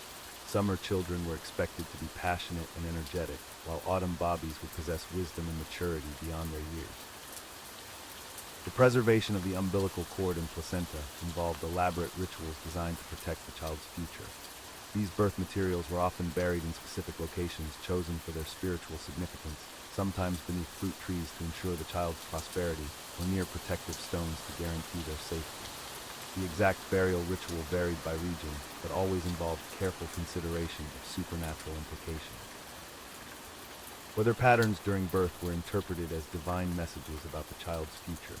Rain during delivery promised tears and sorrow, while sunshine indicated a life filled with joy and success. Thunder might suggest a child destined for great achievements, while gentle breezes promised a peaceful existence. Midwives learned to read these natural signs as carefully as they monitored the mother's physical condition. The concept of changeling children created additional layers of protective ritual around medieval births. Midwives believed that supernatural beings might attempt to steal healthy human bodies, replacing them with sickly fairy children. Iron horseshoes were nailed above doorways, while protective circles were drawn around the birthing bed using blessed chalk or salt to prevent such supernatural theft. The intersection of midwifery and the supernatural extended far beyond simple herbal remedies and protective charms. Medieval society operated under layers of belief systems that modern minds might find bewildering. Yet these beliefs shaped every aspect of a midwife's practice. The very act of birth was seen as a moment when the veil between worlds grew thin, making both mother and child vulnerable to forces beyond human understanding. Consider the elaborate rituals surrounding the preparation of the birthing chamber. A skilled midwife would arrive hours before labor began, not merely to check on the mother's condition, but to spiritually cleanse the space. She would walk the perimeter of the room, sprinkling holy water in each corner while muttering prayers learned from generations of women before her. Iron objects were strategically placed around the bed, as iron was believed to repel malevolent spirits who might seek to harm the vulnerable mother or steal the newborn soul. The positioning of these protective items followed ancient patterns that varied by region but shared common themes. A pair of scissors, opened in the shape of a cross, might be placed under the birthing bed. Bread baked on Good Friday was crumbled along windowsills, creating barriers that evil could not cross. Some midwives carried pouches of salt blessed by the local priest, believing that salt's purifying properties could cleanse negative energies that might complicate the birth. The timing of birth held profound significance in medieval superstition. Children born during certain phases of the moon were thought to possess special gifts or face particular challenges. A baby born during a full moon might be blessed with extraordinary strength or cursed with a restless spirit. Those born during a new moon were often considered wise but potentially melancholic. Midwives kept careful mental records of lunar cycles, not for medical reasons, but to properly advise families about their child's spiritual destiny. The day of the week carried its own prophetic weight. The old rhyme that many midwives knew by heart spoke of Monday's child being fair of face, Tuesday's child full of grace, and so forth. But beyond these simple predictions lay deeper beliefs about how celestial influences shaped human nature. The midwife might adjust her approach to labor based on these cosmic considerations, believing that working with natural rhythms rather than against them would ensure safer deliveries. Weather patterns during birth were scrutinized for omens. A thunderstorm during labor was often seen as a sign that the child would possess a tempestuous nature, while gentle rain was considered a blessing that would bring the baby good fortune. Snow during birth suggested purity and spiritual gifts, though it might also indicate a life of challenges that would test the child's character. Midwives learned to read these natural signs not as mere folklore, but as practical guidance for understanding the families they served. The handling of the umbilical cord and placenta involved elaborate rituals steeped in superstition.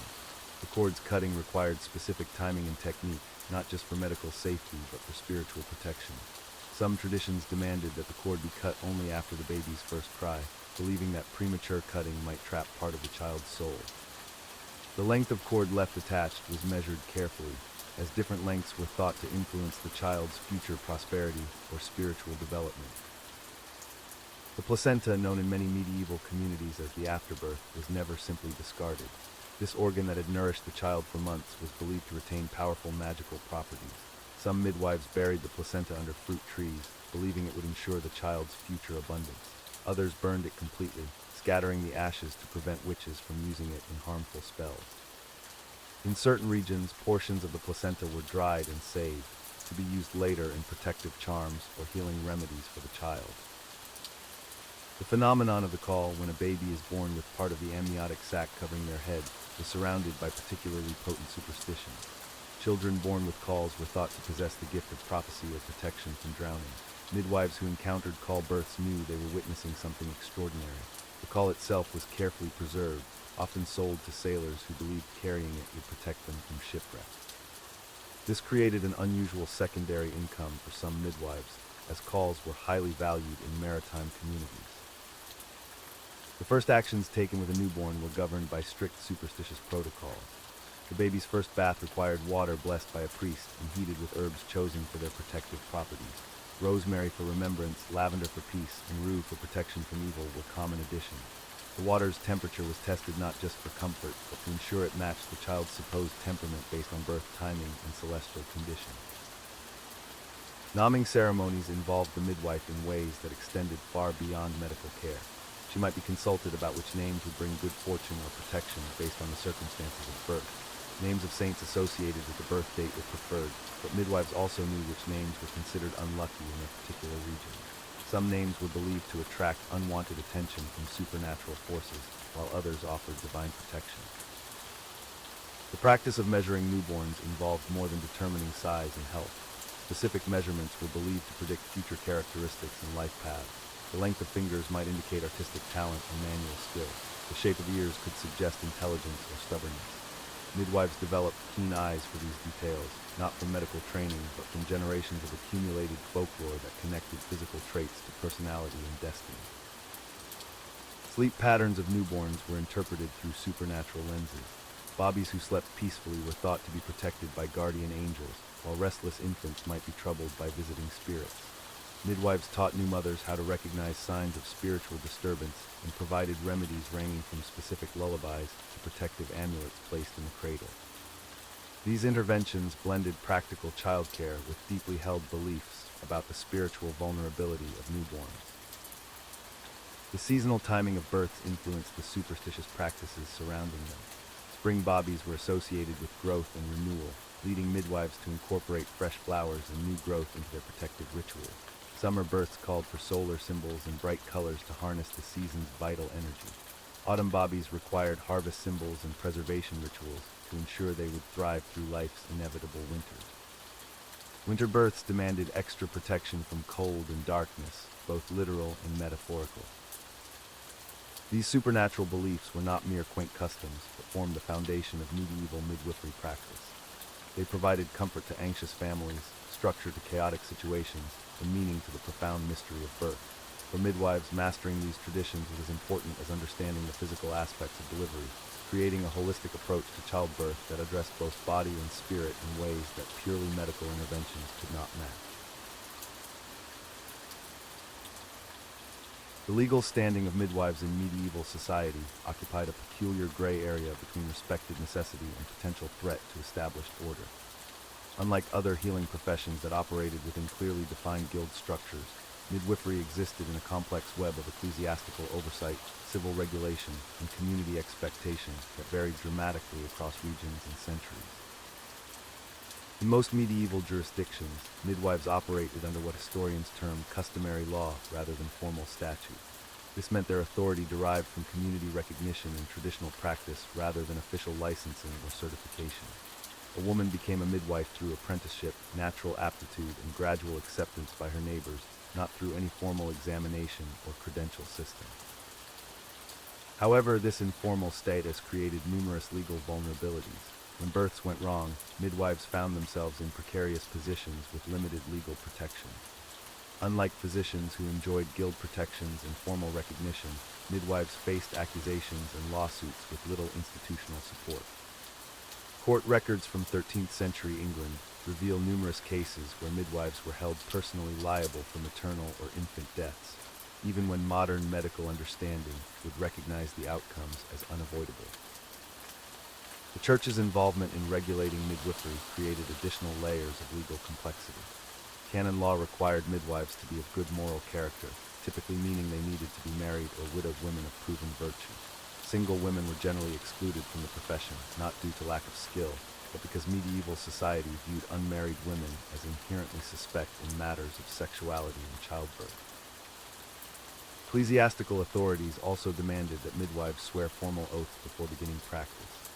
These oaths varied by diocese but typically included promises to charge fair fees, assist all women regardless of social status, maintain professional secrecy, and most importantly, perform emergency baptisms when infant death seemed imminent. The ability to baptize dying newborns was considered crucial, as unbaptized souls were believed unable to enter heaven. The baptismal requirement placed midwives in a unique position within medieval religious hierarchy. They were among the few women permitted to perform sacramental acts, yet this privilege came with enormous spiritual responsibility. If a midwife failed to baptize a dying infant, she could face charges of spiritual negligence. If she performed the ritual incorrectly, the baptism might be deemed invalid, condemning the child's soul. Civil authorities approached midwifery regulation with equal complexity but different priorities.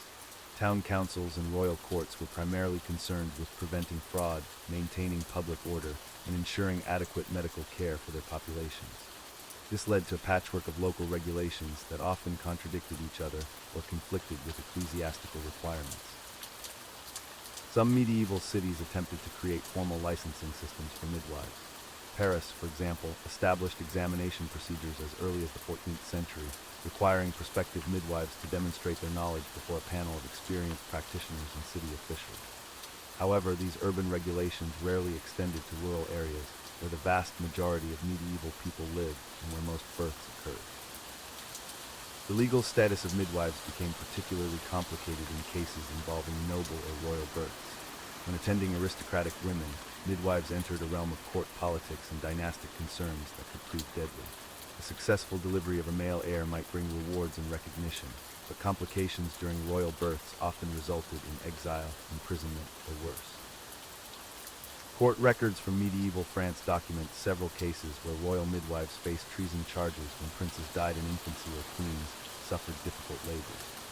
The political implications of royal births meant that midwives attending nobility operated under intense scrutiny, with their every action subject to interpretation by courtiers seeking to assign blame for unfavorable outcomes. Property rights presented another area of legal uncertainty for medieval midwives. As women, they faced significant restrictions on land ownership and inheritance. Midwives who accumulated wealth through their practice often struggled to protect their assets, particularly if they lacked male relatives to serve as legal guardians. Widowed midwives were especially vulnerable, as their deceased husbands' families might claim rights to property or earnings. The guild system that provided legal protection and economic security for other medieval professions remained largely closed to midwives. Male-dominated medical guilds viewed midwifery as women's work beneath their professional dignity, yet they simultaneously sought to control and limit midwifery practice to protect their own interests. This exclusion left midwives without the collective bargaining power and legal advocacy that guild membership provided. Contract law as it applied to midwifery services remained poorly defined throughout much of the medieval period.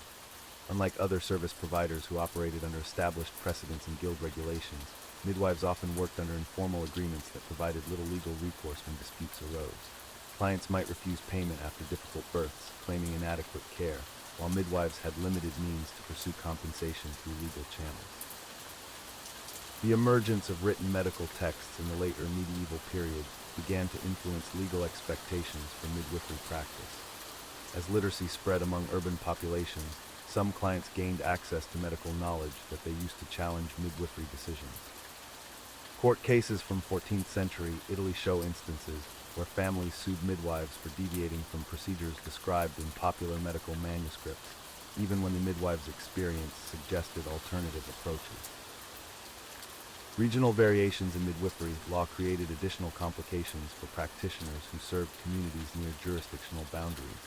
A practice considered acceptable in one county might be illegal in the neighboring territory. Midwives who traveled to attend births sometimes found themselves subject to unfamiliar legal systems with different standards and penalties.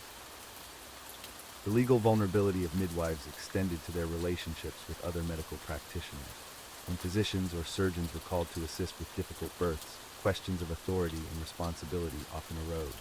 Medieval law provided little guidance on how to resolve conflicts between different types of medical practitioners, leaving midwives exposed to blame when collaborative efforts failed. Documentation requirements varied widely across medieval jurisdictions, but increasingly, authorities demanded written records of births, deaths, and baptisms. Midwives who could not read or write faced particular challenges in meeting these administrative obligations. Some employed scribes or relied on literate family members, but these arrangements created additional expenses and potential security risks. The legal framework surrounding midwifery continued evolving throughout the medieval period, responding to changing social attitudes, religious reforms, and political developments. However, the fundamental tension between recognizing midwifery as essential while denying midwives full professional status remained a constant source of legal uncertainty and personal vulnerability for practitioners throughout the era. The relationship between midwives and the emerging medical establishment became increasingly complex as universities began training male physicians in obstetrics. These learned doctors, armed with theoretical knowledge from ancient texts, often clashed with midwives who possessed generations of practical experience. The tension was palpable in delivery rooms across medieval Europe, where two very different approaches to childbirth medicine competed for legitimacy and authority. University-trained physicians approached childbirth through the lens of classical medical theory, particularly the works of Galen and Hippocrates. They believed in the four humors, complex astrological influences, and elaborate theoretical frameworks that often had little bearing on the practical realities of labor and delivery. These physicians would arrive at births with their leather-bound texts, speaking in Latin about conditions they had never personally witnessed, while experienced midwives watched with barely concealed frustration. The practical knowledge gap between physicians and midwives was enormous. A physician might spend years studying theoretical texts about childbirth without ever attending a single delivery. Meanwhile, a seasoned midwife might have assisted at hundreds of births, developing an intuitive understanding of complications, timing, and the subtle signs that indicated when intervention was necessary.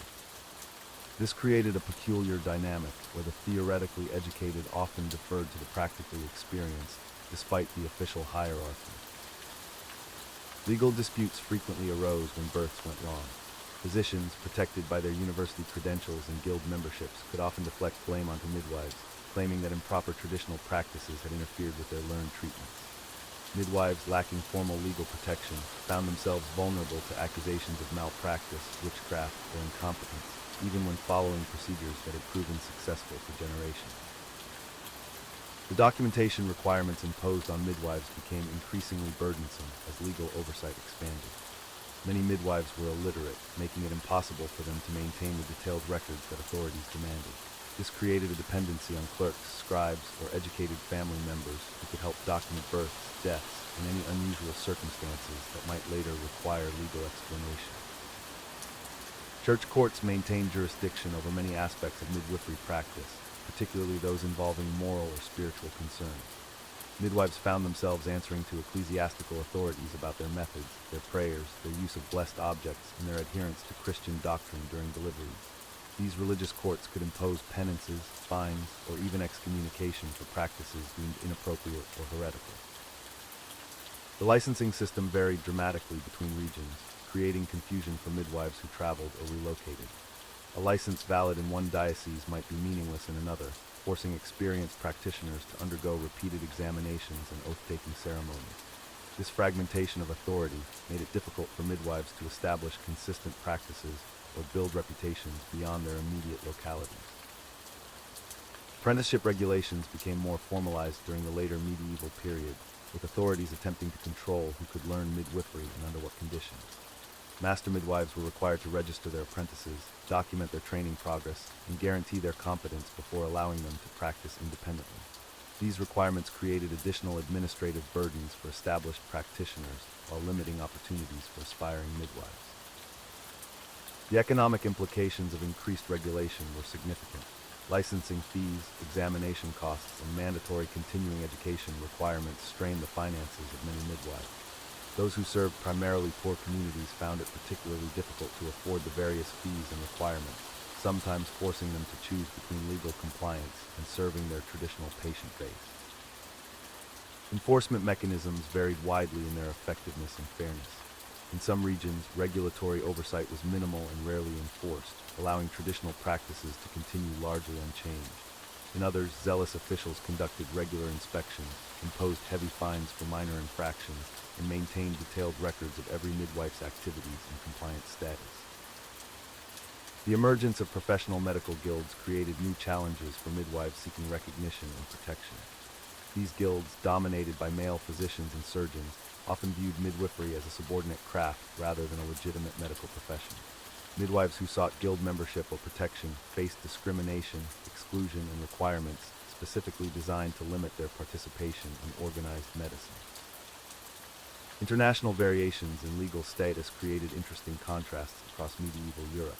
Italian city-states often granted midwives more autonomy and recognition than their northern European counterparts.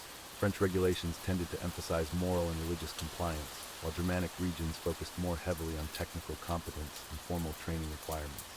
These differences reflected broader cultural attitudes toward women's roles in medical authority. The appeals process for disputed cases was often lengthy, expensive, and biased against midwives. When accusations arose, midwives typically lacked the resources to mount effective legal defenses, the connections to influence outcomes, or the literacy skills to navigate complex legal procedures. Many simply accepted penalties rather than risk the greater costs and uncertainties of prolonged legal battles. Record-keeping requirements extended beyond simple birth and death documentation to include detailed accounts of unusual cases, complications encountered, treatments administered, and outcomes achieved. These records were subject to periodic review by church and secular authorities, who used them to assess competence, identify potential problems, and gather evidence for any subsequent legal proceedings. The gradual standardization of midwifery practices through legal regulation had both positive and negative effects. While it helped eliminate some dangerous or ineffective traditional practices, it also restricted innovation, limited regional adaptation, and imposed uniform standards that might not suit all communities or circumstances. This tension between standardization and flexibility remained a constant challenge throughout the medieval period. Professional relationships between midwives and other medical practitioners were heavily influenced by legal frameworks that defined roles, responsibilities, and hierarchies. Surgeons, physicians, apothecaries, and midwives all operated within overlapping spheres of authority, leading to frequent jurisdictional disputes that required legal resolution. These professional boundary conflicts often disadvantaged midwives, who lacked the institutional support enjoyed by male-dominated medical professions. The evolution of legal status for midwives reflected broader changes in medieval society's approach to professional regulation, women's roles, and medical authority.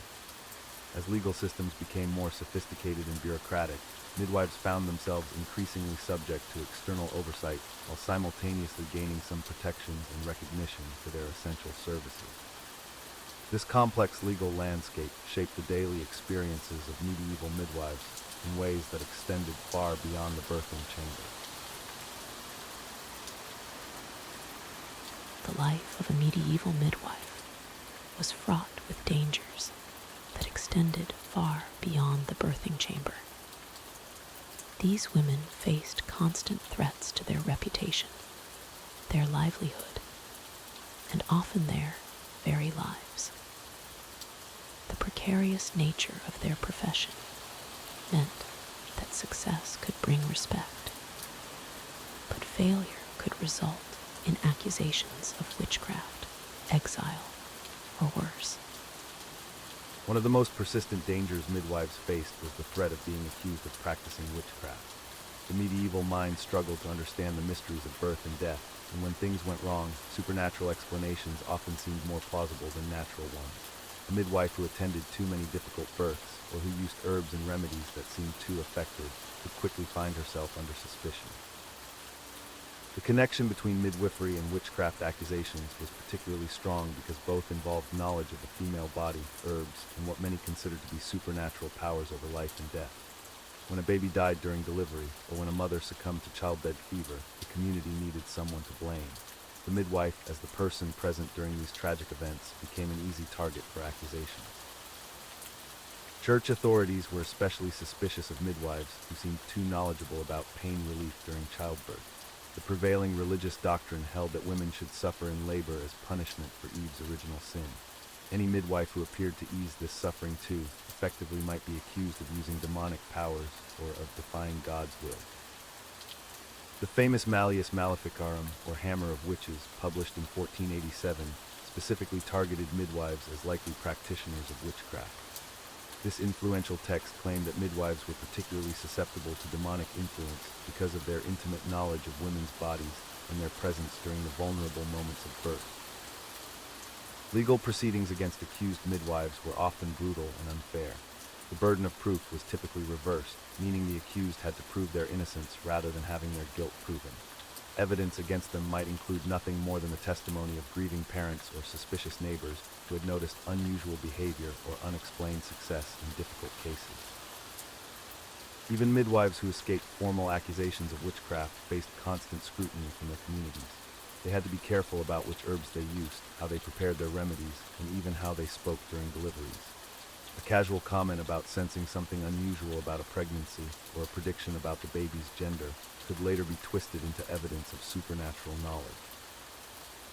The economic pressures on medieval midwives created additional dangers and challenges. Unlike modern healthcare providers, midwives had no guaranteed income and no professional insurance against malpractice claims. Their livelihood depended entirely on their reputation within the community, which could be destroyed by a single difficult case or malicious rumor. Payment for midwifery services was often irregular and inadequate. Wealthy families might pay well for successful deliveries, but they could also demand compensation if things went wrong. Poor families might pay with goods, services, or promises of future payment that never materialized. This economic uncertainty meant that midwives often had to take on additional work to survive, further stretching their time and energy. The lack of formal training and standardized practices meant that midwives had to rely heavily on trial and error, traditional knowledge passed down through generations, and their own instincts. This informal education system, while often effective, also meant that dangerous or ineffective practices could persist for generations without being questioned or corrected. When complications arose during delivery, midwives had to make life and death decisions with limited knowledge and even more limited tools. The choice between attempting a dangerous intervention or allowing nature to take its course could mean the difference between being hailed as a hero or being blamed for a tragedy. The physical demands of midwifery work created their own set of health challenges. Midwives often worked long hours in difficult conditions, attending multiple births in a single day or staying awake for days during prolonged labors. They were frequently exposed to infectious diseases, not only from their patients, but also from the unsanitary conditions in which they often had to work. The emotional toll of midwifery work was equally challenging. These women witnessed both the joy of successful births and the tragedy of maternal and infant deaths on a regular basis. They had to comfort grieving families while managing their own emotional responses to loss and trauma. The weight of responsibility for outcomes largely beyond their control could be overwhelming. Social isolation was another significant challenge faced by medieval midwives. Their intimate knowledge of family secrets, their presence during vulnerable moments, and the superstitions surrounding their work often set them apart from other community members. They might be respected for their skills, but they were also feared and sometimes shunned because of the mysterious nature of their profession. The relationship between midwives and the emerging medical profession created additional tensions and dangers. As university-trained physicians began to assert their authority over medical practice, traditional midwives found themselves increasingly marginalized and criticized. Physicians, who were exclusively male and had little practical experience with childbirth, nevertheless claimed superior knowledge and began to challenge midwifery practices. This professional conflict often put midwives in impossible positions. They were expected to defer to physicians when available, but they were also held responsible for outcomes when working independently. The lack of clear professional boundaries and the absence of legal protections left midwives vulnerable to criticism from both traditional and emerging medical authorities. Religious tensions also created dangers for midwives, particularly during periods of religious upheaval or reform. Changes in religious doctrine or practice could suddenly make previously acceptable midwifery practices seem heretical or dangerous. Midwives had to navigate these shifting religious landscapes while continuing to provide essential services to their communities. The seasonal nature of many medieval communities meant that midwives often had to travel long distances in dangerous conditions to reach their patients. Winter storms, flooding, bandit attacks, and other hazards made these journeys perilous. A midwife who failed to reach a patient in time due to weather or other obstacles might face blame for any resulting complications. Personal safety was a constant concern for midwives, especially those who worked alone or traveled frequently. They carried valuable supplies and were known to sometimes receive payment in coins or goods, making them potential targets for robbery. Their knowledge of herbal remedies also made them valuable to criminals who might want to use their expertise for harmful purposes. The challenges faced by medieval midwives extended beyond their professional duties to encompass every aspect of their lives. They lived in a world where their essential skills were both desperately needed and deeply feared, where success could bring respect but failure could bring destruction, and where the line between healer and witch was often dangerously thin. The physical dangers of medieval midwifery extended far beyond the birthing chamber itself. Midwives often traveled alone through dangerous territories, carrying their precious tools and remedies. These journeys, frequently undertaken in the dead of night, exposed them to bandits, wild animals, and the treacherous conditions of medieval roads. A midwife might receive word that her services were needed in a village several miles away, requiring her to navigate muddy paths, frozen streams, or dense forests with only a lantern to guide her way. During winter months, these travels became particularly perilous. Ice-covered roads claimed the lives of countless midwives who slipped and fell while rushing to attend births. The weight of their medical bags, filled with herbs, instruments, and birthing aids, made these journeys even more challenging.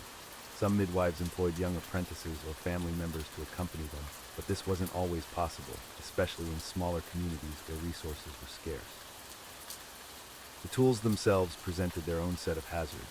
Medieval birthing instruments were crude by modern standards, often fashioned from iron or wood by local blacksmiths. These implements could break during critical moments, leaving the midwife to improvise with whatever materials were available. Sharp edges could cause accidental cuts to both mother and midwife, and the lack of proper sterilization meant that even minor wounds could become infected. Infection was perhaps the greatest enemy of medieval midwives. Without understanding of germ theory or proper antiseptic practices, midwives unknowingly carried diseases from one birth to another. Their hands, instruments, and clothing could harbor deadly bacteria that would claim the lives of mothers and infants. Some midwives noticed patterns in their practice, observing that certain procedures seemed to lead to more complications, but they lacked the scientific knowledge to understand why. The emotional toll of losing patients weighed heavily on medieval midwives. In small communities, these women often knew their patients personally, having attended their own births years earlier or delivered their siblings. When complications arose and lives were lost, midwives carried the burden of grief alongside the families they served. Some developed what we might now recognize as symptoms of post-traumatic stress, becoming withdrawn or abandoning their practice altogether after particularly traumatic experiences. Legal complications added another layer of danger to medieval midwifery. When births resulted in death or deformity, midwives could face accusations of witchcraft or malpractice. The line between medicine and magic was blurry in medieval times, and any unusual occurrence during labor could be attributed to supernatural intervention. A midwife who used unfamiliar herbs or techniques might find herself before a church court, defending her methods against charges of heresy or sorcery. These legal proceedings were often biased against women, particularly those who practiced traditional medicine. Male physicians, when available, held higher social status and were more likely to be believed in disputes. Midwives had little recourse when accused of wrongdoing, and the penalties could be severe. Some faced excommunication from the church, while others endured physical punishment or banishment from their communities. The economic pressures facing medieval midwives created additional challenges. While their services were essential, payment was often irregular or insufficient. Families might pay with goods rather than money, offering chickens, grain, or cloth in exchange for birthing assistance. During times of famine or economic hardship, even these modest payments became difficult to secure. Some midwives worked for wealthy families who could afford to pay well, but they were also expected to serve the poor without compensation. This economic uncertainty meant that many midwives had to supplement their income through other means. Some worked as herbalists, selling remedies for various ailments. Others took on roles as wet nurses or general healers within their communities. The need to maintain multiple sources of income often stretched these women thin, affecting their ability to provide the best possible care during birth. The physical demands of medieval midwifery took a severe toll on practitioners' bodies. Long hours spent crouching or kneeling beside birthing mothers led to chronic back pain and joint problems. The stress of life and death situations, combined with irregular sleep patterns and poor nutrition, weakened their immune systems. Many midwives suffered from their own health problems while continuing to care for others, having little time or resources to address their personal medical needs. Seasonal variations brought unique challenges to medieval midwifery practice. Winter births were particularly difficult, as cold temperatures made it harder to keep mothers and newborns warm. Frozen water sources complicated cleaning procedures, and shortened daylight hours meant that many births took place in dim, inadequately lit conditions. Spring brought flooding that could make travel impossible, while summer heat increased the risk of infection and dehydration. The isolation experienced by many medieval midwives was both a professional hazard and a personal burden. Unlike modern medical professionals who work in teams, medieval midwives often practiced alone, making critical decisions without consultation or support. This isolation was particularly acute for midwives serving remote rural communities, where they might be the only medical practitioner for miles around. Communication challenges further complicated medieval midwifery practice.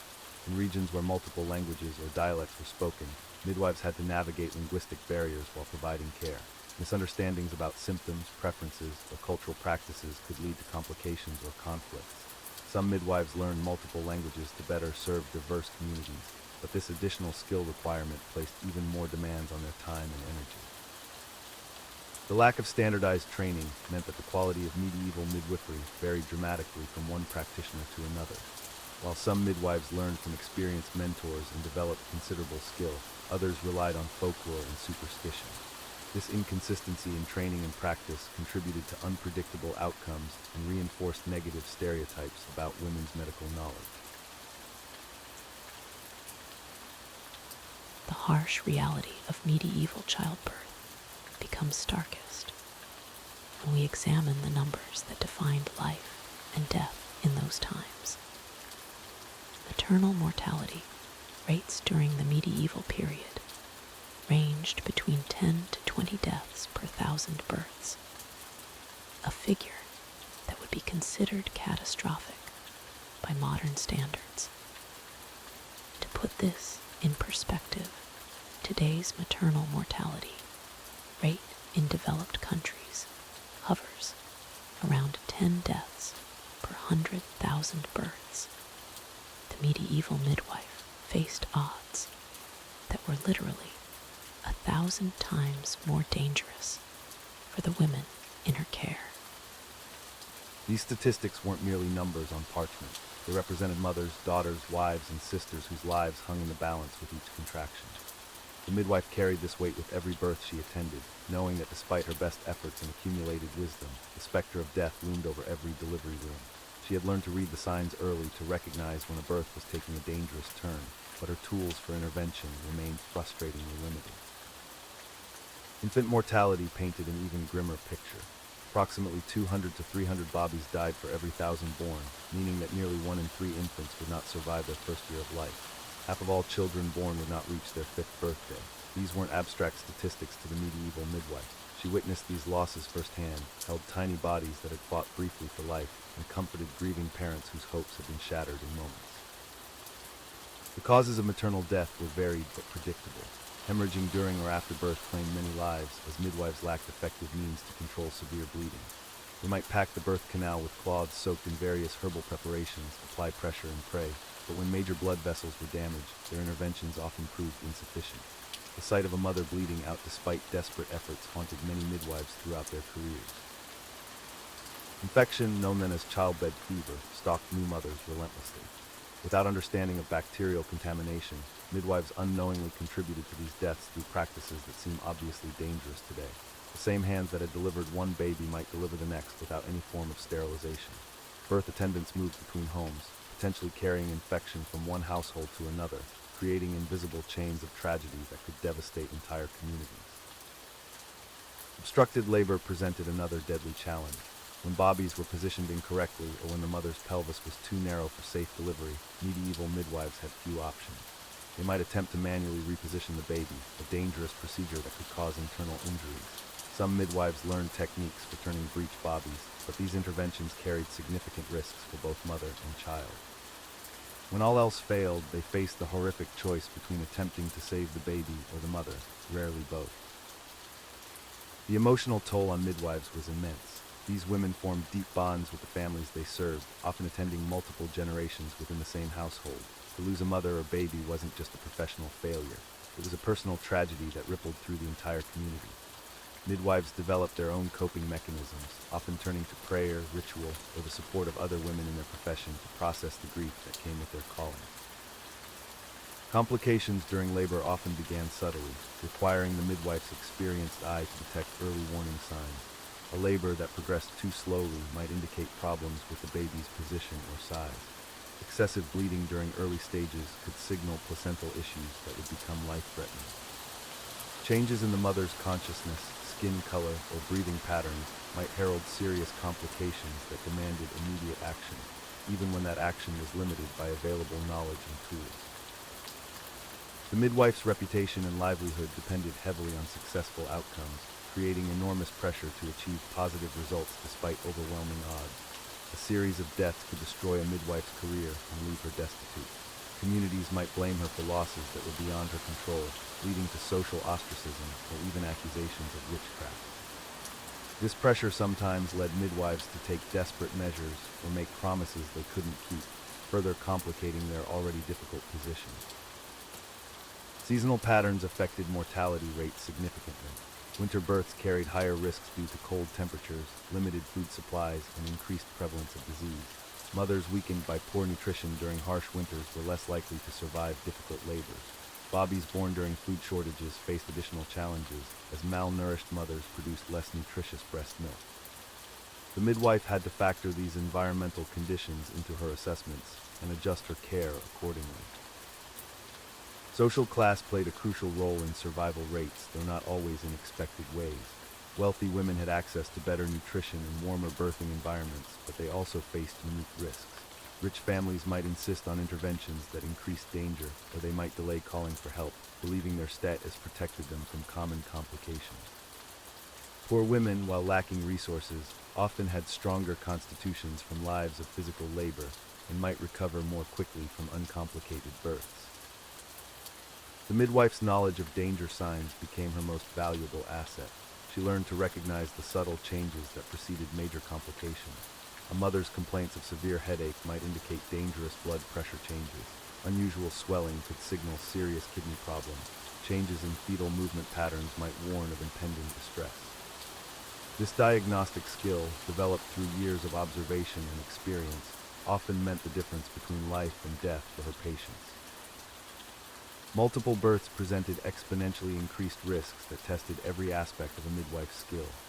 Twins or triplets strained mothers' bodies beyond normal limits, increasing chances of hemorrhage, infection, and obstructed labor. The bobbies themselves faced higher risks of premature birth, low birth weight, and positioning problems. Midwives attending multiple births knew they were entering situations where successful outcomes for all involved were statistically unlikely, yet they persevered with whatever tools and knowledge they possessed. The psychological impact of high mortality rates extended beyond the immediate families affected. Entire communities lived with the constant awareness that childbirth was dangerous, that pregnancy was as much a threat as a blessing. This collective anxiety influenced how societies viewed women, reproduction, and the role of those who assisted in births. The midwife stood at the center of this web of fear and hope, bearing responsibility for outcomes largely beyond her control, while serving as the community's primary source of expertise in matters of life and death. The statistics paint a grim picture of medieval childbirth. In England, during the 14th century, maternal mortality rates reached approximately 15 deaths per 1,000 births.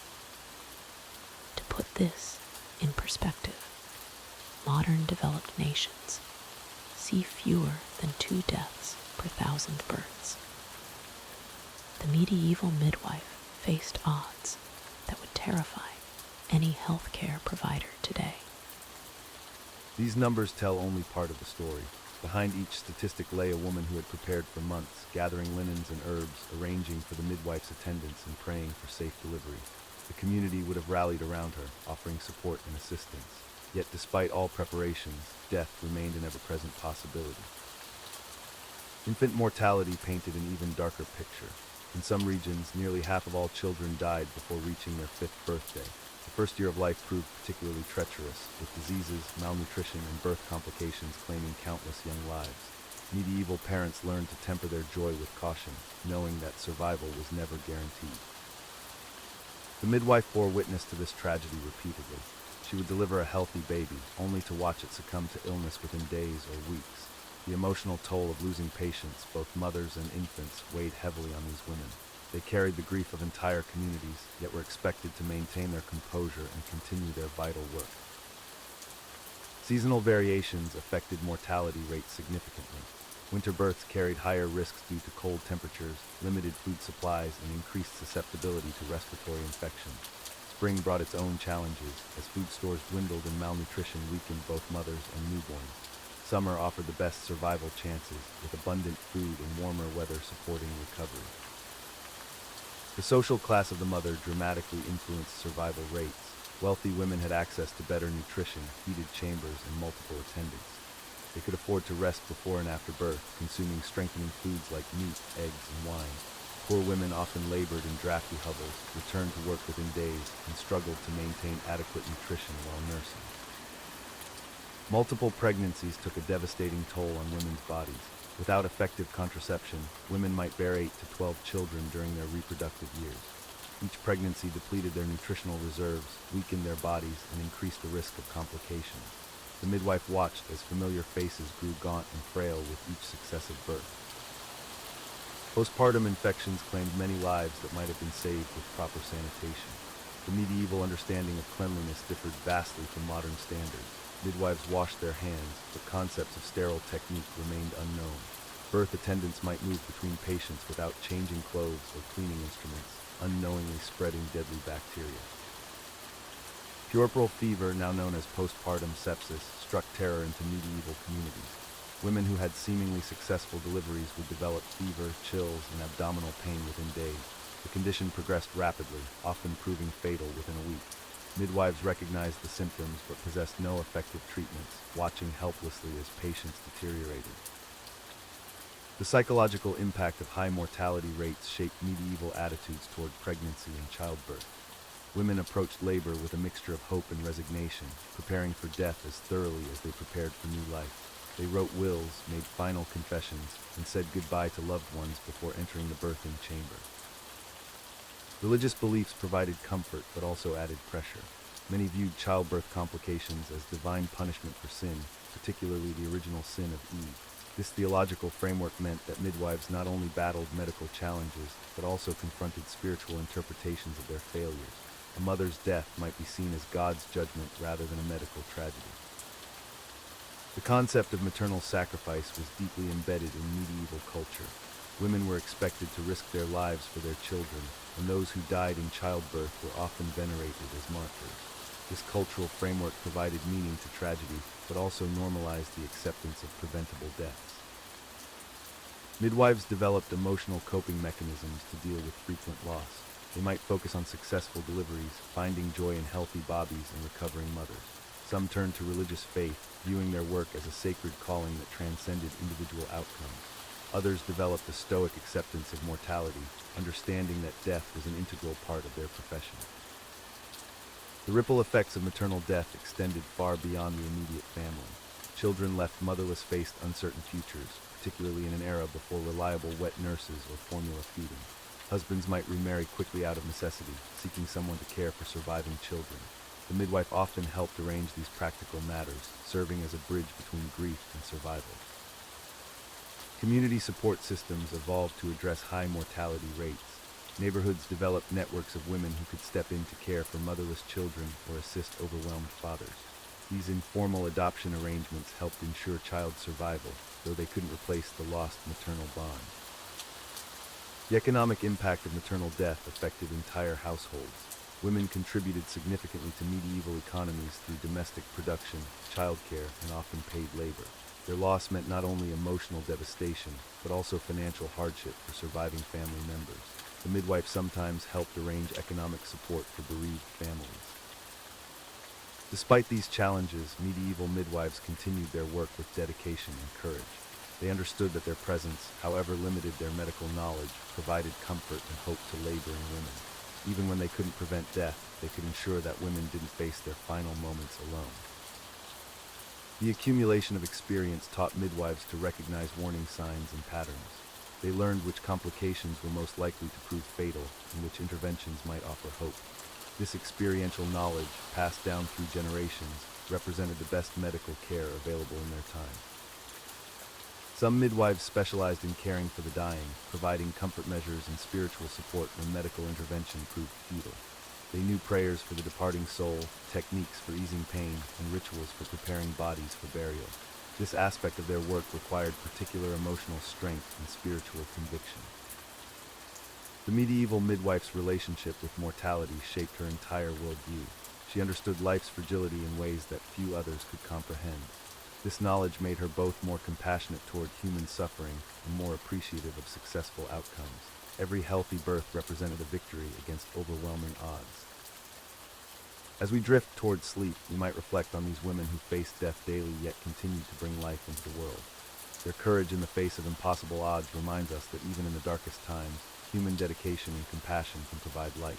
The medieval midwife's legacy lives on in every healthcare worker who chooses to serve despite the risks, who offers comfort in the face of loss, and who celebrates life's precious victories. The relationship between midwifery and accusations of witchcraft represents one of the darkest chapters in medieval history. As we settle deeper into this exploration, let us examine how the very skills that made midwives essential to their communities also made them targets of suspicion and fear. The medieval mind operated within a framework where the supernatural and natural worlds intertwined seamlessly. When a midwife successfully delivered a difficult birth, saved a mother from death, or eased unbearable pain with her remedies, these accomplishments could be interpreted in two vastly different ways. To some, she was a blessed healer, guided by divine providence. To others, particularly as suspicions grew throughout the later medieval period, these same abilities suggested a more sinister source of power. The transition from reverence to suspicion often began with the most tragic of circumstances. When a birth went wrong, when a mother died despite the midwife's efforts, or when an infant was born with deformities, the community needed someone to blame. The midwife, as the most visible medical practitioner present during these traumatic events, became an easy target for accusations that went far beyond simple medical malpractice. Consider the case of Agnes, a midwife working in a small English village during the 14th century. For 20 years, she had served her community faithfully, attending hundreds of births with remarkable success. Her knowledge of herbal remedies was extensive, passed down through generations of women in her family. She knew which plants could ease labor pains, which could stop excessive bleeding, and which could help expel a retained placenta. Agnes's reputation began to shift after a particularly difficult winter when several births resulted in tragedy. 3 infants died within days of delivery, despite appearing healthy at birth. 2 mothers succumbed to childbed fever, a common but poorly understood condition. In a community already stressed by harsh weather, failed crops, and general hardship, these losses created an atmosphere of fear and suspicion. The whispers began quietly. Neighbors noted that Agnes always carried a leather pouch filled with mysterious herbs. They remembered how she would mutter words under her breath during difficult deliveries, not recognizing these as prayers or traditional birthing chants. Some recalled that she had been present at every recent tragedy, conveniently forgetting that she had also been present at every successful birth during the same period. The transformation of Agnes from trusted healer to suspected witch illustrates a broader pattern that repeated across medieval Europe. Midwives possessed knowledge that seemed mysterious to those outside their profession. They understood the female body in ways that male physicians did not. They worked with plants and preparations that could alter consciousness, ease pain, and affect bodily functions in dramatic ways. This specialized knowledge became particularly suspect when viewed through the lens of medieval Christianity's evolving attitudes toward healing and supernatural power. The Church taught that miraculous healing came from God, while harmful supernatural effects originated from the devil. This binary thinking left little room for the middle ground where most midwifery actually operated, using natural remedies and accumulated experience to achieve results that seemed remarkable to observers. The midwife's intimate relationship with birth and death also contributed to suspicion. In medieval thinking, these threshold moments between life and death were times when the veil between the natural and supernatural worlds grew thin. The midwife, as the primary attendant during these liminal moments, was thought to have special access to otherworldly powers. When outcomes were positive, this access might be attributed to divine favor. When outcomes were negative, the same access could be interpreted as evidence of demonic influence. Pain relief presented another area of suspicion. Medieval theology held complex views about suffering, particularly the suffering associated with childbirth. Many theologians interpreted the biblical curse upon Eve, that women would bring forth children in sorrow, as a divine mandate that birth pain should not be alleviated. When midwives successfully reduced this pain through their remedies and techniques, some viewed this as interference with God's will. The gradual shift in how communities viewed their midwives was also influenced by broader social and economic changes occurring throughout the medieval period. As towns grew larger and more complex, the intimate community relationships that had traditionally protected midwives began to weaken. In smaller villages, everyone knew the midwife personally, understood her family background, and had direct experience of her character and abilities. In larger urban centers, midwives might serve clients who knew them only by reputation. This distance made it easier for suspicions to take root and grow. A midwife who was successful in one part of town might be viewed with suspicion by residents of another area who had only heard rumors about her methods and abilities. The increasing influence of male physicians also played a role in changing attitudes toward midwives. As university-trained doctors began to assert greater authority over medical practice, they often portrayed traditional healers, including midwives, as ignorant and potentially dangerous. This professional competition created an environment where the midwife's traditional authority could be questioned and undermined. Economic factors contributed to these tensions as well. Midwifery could be a relatively lucrative profession for women in an era when few economic opportunities existed for them.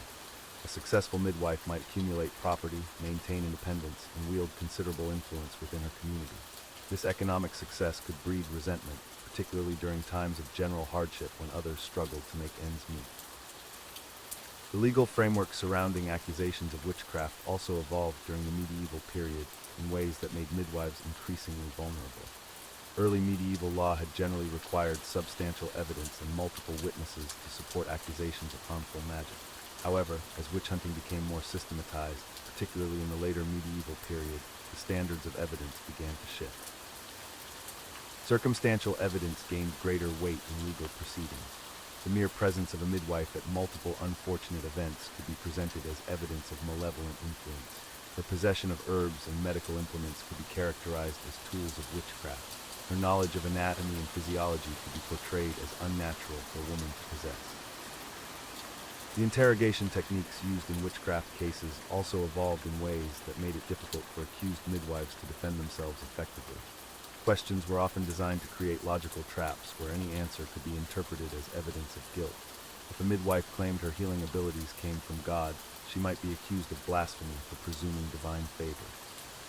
If she attributed her success to natural knowledge and experience, she might be accused of denying the role of divine providence in healing. As we continue to explore this troubling aspect of medieval midwifery, we must remember that these accusations were not merely abstract legal proceedings. They represented the destruction of lives, families, and communities. The midwives who faced these accusations were real women who had dedicated their lives to serving others, often at great personal risk and sacrifice. The fear of witchcraft accusations began to change how midwives practiced their profession. Some became more cautious about which remedies they used, avoiding those that might seem too effective or mysterious. Others began to modify their traditional practices, incorporating more obviously Christian elements to demonstrate their piety and deflect suspicion. This climate of fear also affected the training and transmission of midwifery knowledge. Experienced midwives became more reluctant to share their most effective techniques, fearing that their apprentices might later face accusations based on this knowledge. The rich oral tradition that had preserved and developed midwifery practices for generations began to suffer as practitioners became more guarded about their methods. The irony of these developments was profound. At the very time when communities most needed skilled birth attendants, the fear of witchcraft accusations was driving some of the most experienced midwives from practice. This created a vicious cycle where less experienced practitioners might achieve poorer outcomes, leading to more suspicions and accusations, which further discouraged skilled women from entering the profession. As we prepare to delve deeper into specific cases and legal proceedings in our next segment, let us pause to reflect on how fear and superstition could so completely transform the perception of those who had traditionally been viewed as community protectors and healers. The transformation of midwives from respected healers to suspected witches didn't happen overnight. It was a gradual erosion of trust, fueled by changing religious attitudes and the increasing medicalization of childbirth. By the 14th century, the seeds of suspicion had been planted, and they would grow into a deadly harvest that would claim thousands of lives over the following centuries. The Church's growing influence over daily life meant that any practice not explicitly sanctioned by religious authorities became suspect. Midwives, with their ancient knowledge passed down through generations of women, found themselves caught between tradition and the new religious orthodoxy. Their remedies, once celebrated as gifts from God, were now questioned as potentially demonic in origin. Consider the case of Margaret La Sagefemme, a midwife in 14th century France whose detailed records survive in church archives. Margaret had served her community for over 20 years, delivering hundreds of bobbies safely and earning the gratitude of countless families. Her reputation was so sterling that even noble women sought her services, traveling from distant estates to benefit from her expertise. But Margaret's downfall began with a single difficult birth. The baby, born to a merchant's wife, arrived with what we now know as a cleft palate. In medieval times, such birth defects were often interpreted as signs of divine displeasure or demonic interference. The grieving parents, seeking someone to blame for their child's condition, pointed fingers at the midwife who had delivered the baby. Whispers began to circulate through the town. Had Margaret used unholy methods? Were her herbal remedies actually potions brewed with dark magic? The fact that she lived alone, having never married, only added to the suspicion. In a society where women were expected to be under the protection and control of men, an independent woman was automatically viewed with distrust. The accusations against Margaret escalated when another woman in the town experienced complications during childbirth. Though this woman had not been attended by Margaret, the midwife's reputation was now so tainted that she was blamed regardless. Neighbors claimed they had seen strange lights emanating from Margaret's cottage at night, heard her speaking in unknown tongues, and witnessed her gathering herbs under the full moon. What these accusers were actually observing were the normal practices of a dedicated midwife. The strange lights were simply candles and oil lamps as Margaret worked late into the night, preparing remedies and studying her craft. The unknown tongues were likely Latin phrases she had learned from medical texts, or perhaps old folk songs passed down through generations of healers. The midnight herb gathering was a practical necessity, as many medicinal plants were believed to be most potent when harvested under moonlight. But in the fevered atmosphere of medieval superstition, these innocent activities took on sinister meaning. The church authorities, already suspicious of women who practiced medicine without formal ecclesiastical approval, saw an opportunity to assert their control over the healing arts. They launched an investigation into Margaret's practices, interviewing her patients and examining her collection of herbs and medical instruments. The trial that followed was a masterpiece of medieval judicial theater. Margaret was accused of making a pact with the devil, of using her position as a midwife to harm newborns and their mothers, and of practicing maleficium, harmful magic. The evidence presented against her was a mixture of hearsay, misinterpreted medical practices, and outright fabrication. Witnesses testified that bobbies delivered by Margaret were more likely to cry excessively, a claim that modern medical knowledge would attribute to proper clearing of the airways, a technique that Margaret had mastered but that other midwives might not have known. The use of ergot, a fungus that grows on rye and can help control postpartum bleeding, was presented as evidence of poison brewing. The fact that she kept detailed records of her patients' conditions was twisted into proof that she was keeping track of her victims for some dark purpose. The trial records reveal the impossible position that accused midwives found themselves in. If their patients thrived, it was attributed to luck or divine intervention. If patients suffered complications, it was proof of the midwife's malevolent influence. If a midwife was successful in saving lives that other healers might have lost, this very success became suspicious, suggesting supernatural assistance from evil sources. Margaret's case illustrates how the witch trials created a climate of fear that extended far beyond the accused individuals. Other midwives in the region began to modify their practices, abandoning effective treatments that might be misinterpreted as witchcraft. They stopped keeping detailed records, avoided using certain herbs, and became reluctant to take on difficult cases that might result in poor outcomes and subsequent accusations. This self-censorship had devastating effects on maternal and infant health. Midwives who had once been confident in their abilities now second-guessed every decision, worried that any unusual outcome might lead to accusations of witchcraft. The knowledge that had been carefully preserved and passed down through generations began to be lost, as women became afraid to teach or learn practices that might be deemed suspicious. The economic motivations behind many witchcraft accusations also became apparent in cases involving midwives. Successful midwives often accumulated modest wealth through their practice, owning property, maintaining herb gardens, and sometimes lending money to their neighbors. In communities where resources were scarce, this relative prosperity could breed resentment and provide additional motivation for accusation. Furthermore, the rise of male physicians seeking to establish their monopoly over medical practice found the witch trials to be a convenient tool for eliminating female competition. By supporting or even instigating accusations against successful midwives, male medical practitioners could remove rivals while positioning themselves as the safe, religiously sanctioned alternative. The psychological impact on midwives cannot be overstated. These women, who had dedicated their lives to bringing new life into the world and caring for mothers in their most vulnerable moments, found themselves portrayed as agents of death and destruction. The cognitive dissonance between their self-perception as healers and society's growing view of them as potential witches created enormous stress and trauma. Many midwives reported experiencing what we might now recognize as symptoms of anxiety and depression. They became hypervigilant, constantly worried about how their actions might be interpreted. Some withdrew from their communities, becoming reclusive and avoiding the very social connections that had once been essential to their practice.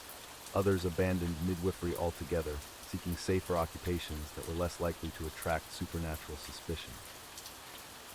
The ripple effects of these accusations extended to the next generation of potential midwives.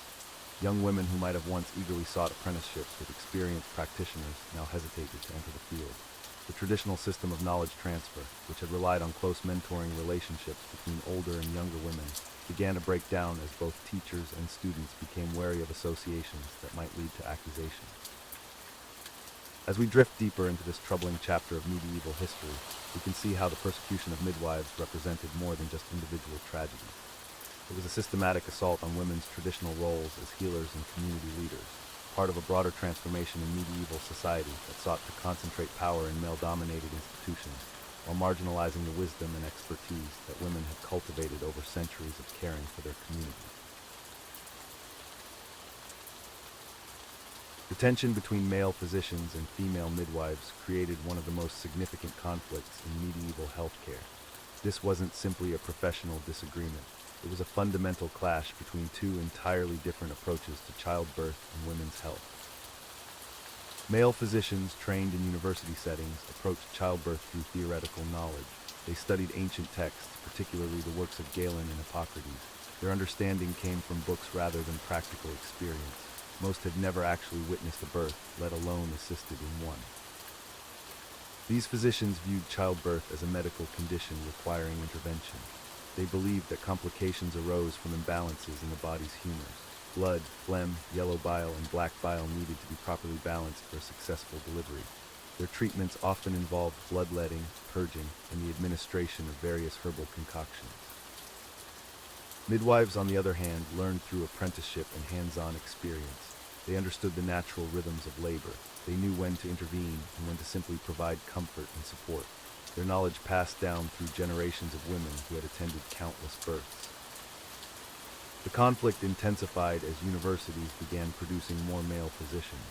These men sought to expand their practices beyond treating wealthy male patients.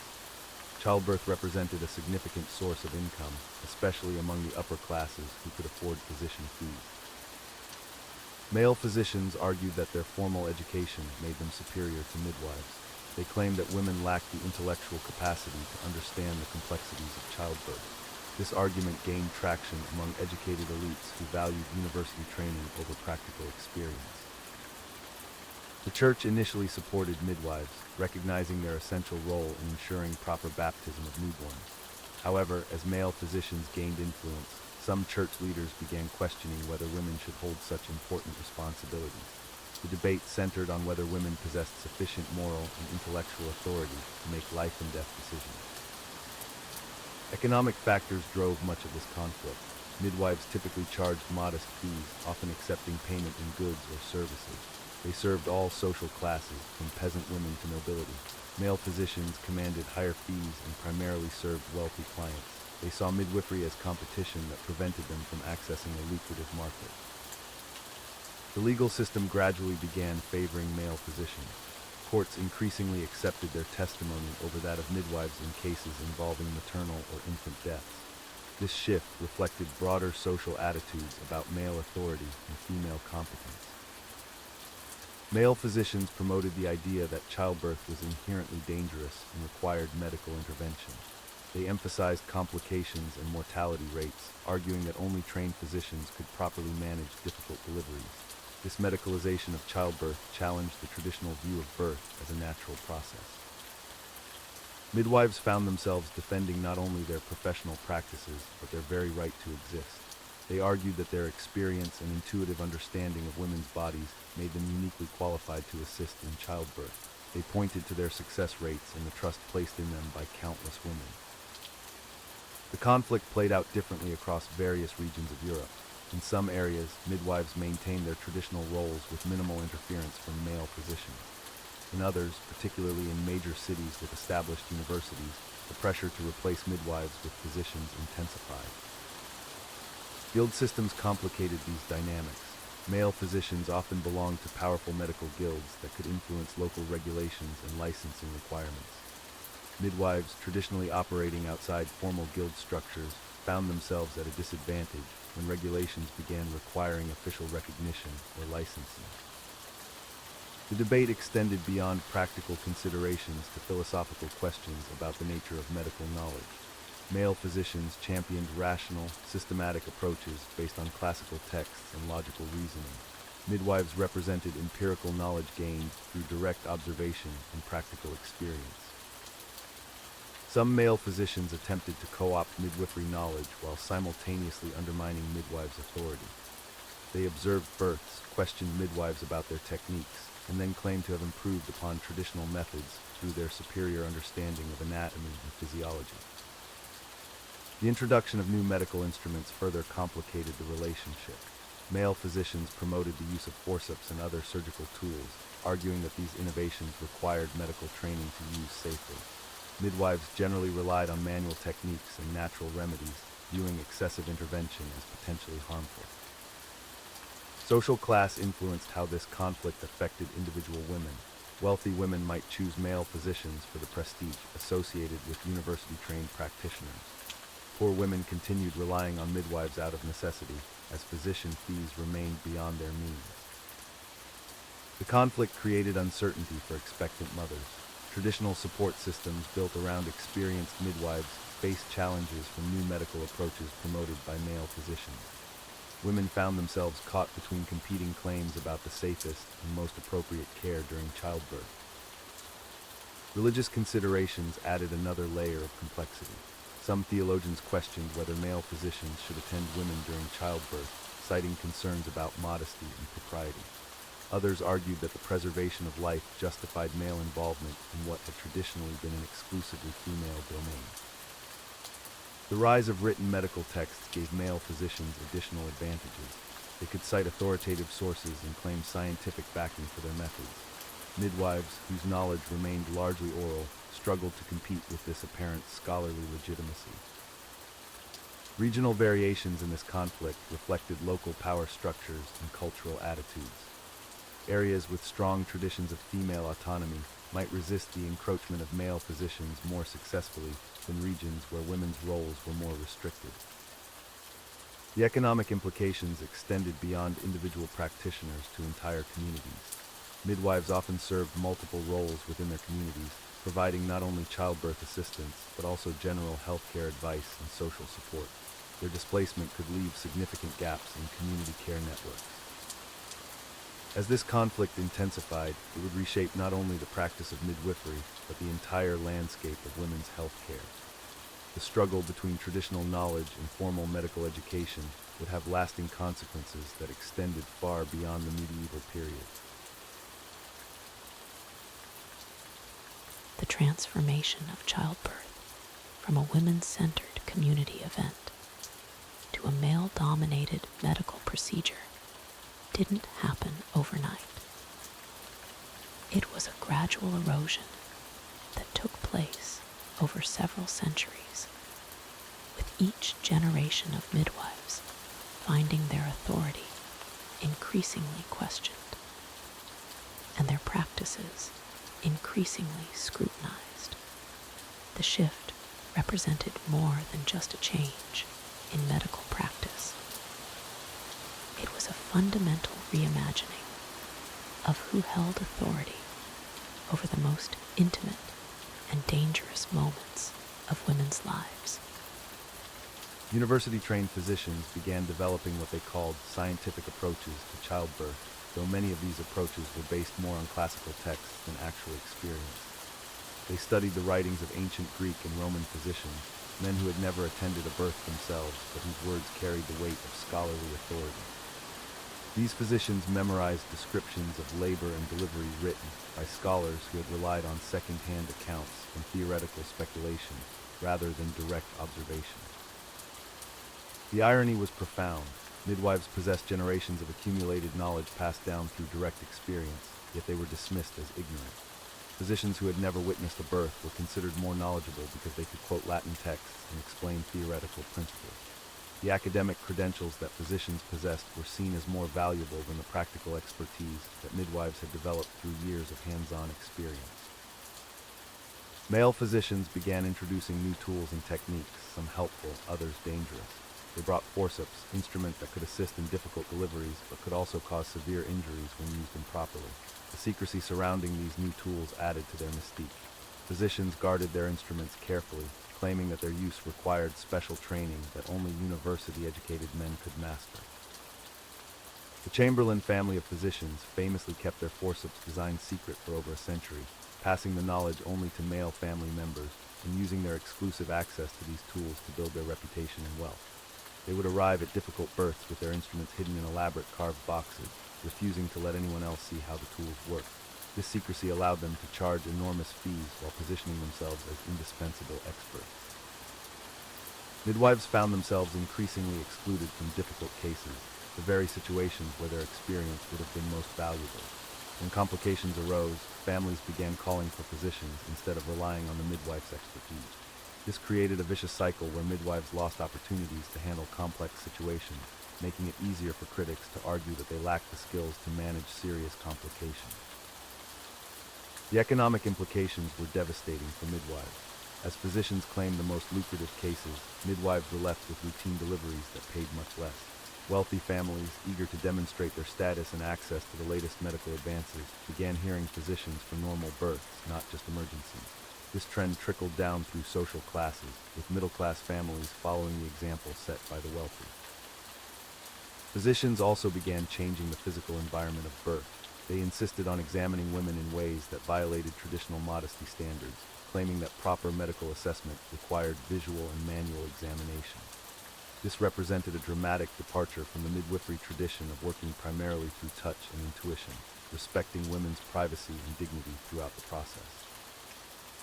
The introduction of male physicians into the birthing room created new social tension.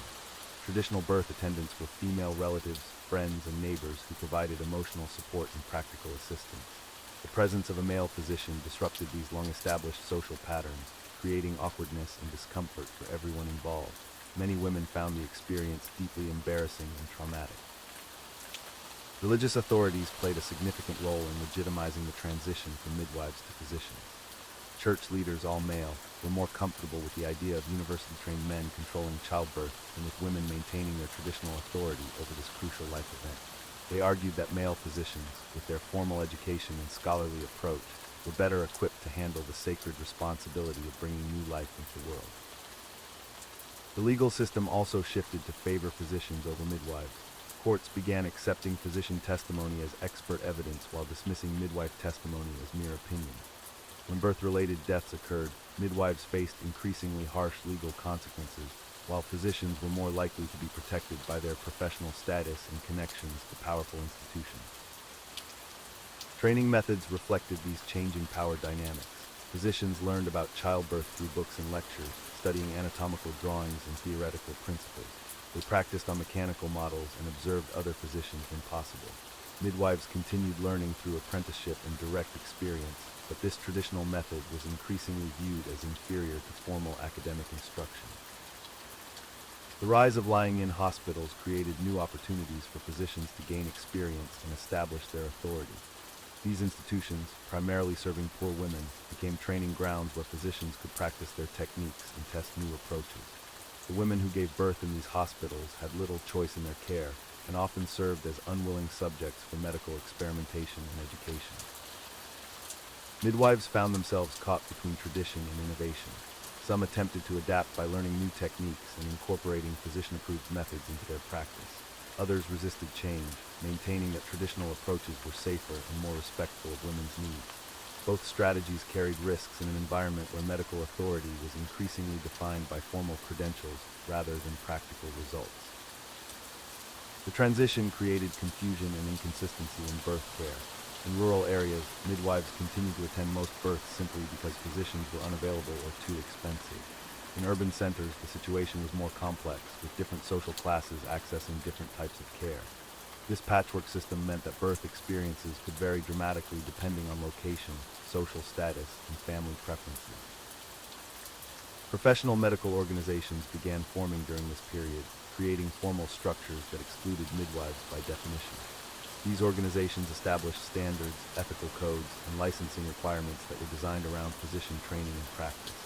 Midwives, lacking formal institutional support, found it increasingly difficult to maintain their professional standing and credibility. The psychological impact on midwives was profound. Women who had spent their lives mastering a complex and demanding profession suddenly found their expertise questioned and their authority undermined. Many experienced a deep sense of loss and displacement as they watched centuries of women's knowledge and tradition being dismissed in favor of male-dominated medical approaches. Some midwives attempted to fight back by documenting their knowledge and arguing for the value of their traditional approaches. They pointed to their success rates, their understanding of women's needs, and their ability to provide holistic care that addressed emotional and social aspects of childbirth as well as medical concerns. However, their voices were often drowned out by the growing chorus of medical professionals claiming superior knowledge and methods. The transformation of childbirth care represented a microcosm of broader social changes occurring during the medieval and early modern periods. Traditional knowledge holders were being displaced by new professional classes, community-based practices were giving way to institutional approaches, and women's authority in their traditional spheres was being challenged by male-dominated professional structures. As we drift deeper into sleep, we can imagine these midwives of centuries past, their weathered hands holding generations of wisdom, watching as the world around them changed in ways they could neither control nor fully understand. Their struggles remind us that progress often comes with costs, and that the march of history sometimes tramples valuable knowledge and traditions in its relentless advance toward an uncertain future.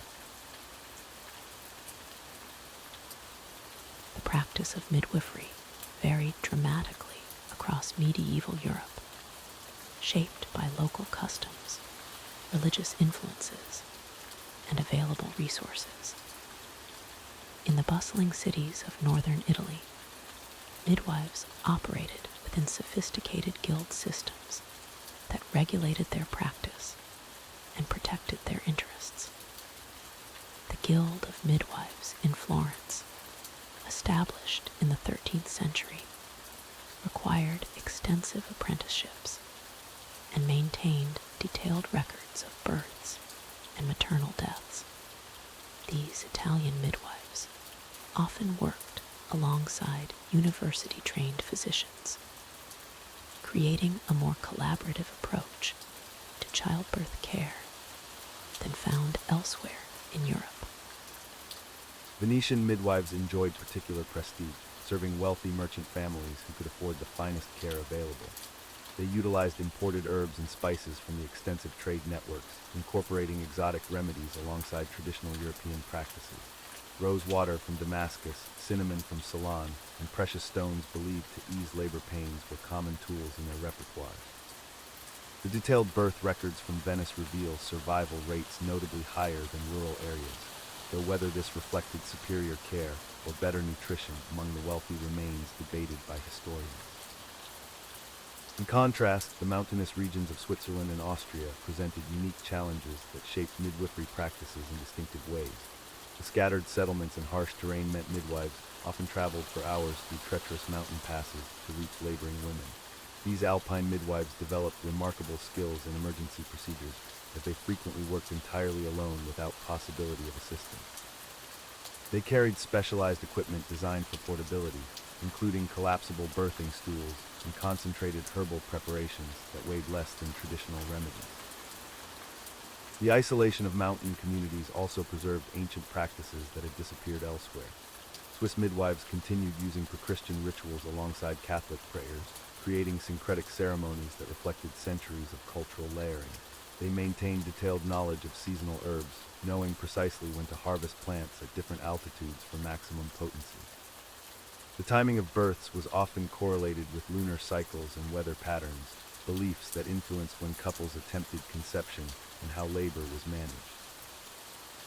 German territories presented a patchwork of practices influenced by the Holy Roman Empire's complex political structure. In the prosperous Hanseatic cities along the Baltic coast, midwives operated within merchant guild systems similar to their Italian counterparts. Hamburg's midwives were required to swear elaborate oaths before city magistrates, promising to serve rich and poor equally and to maintain absolute discretion about births and family matters.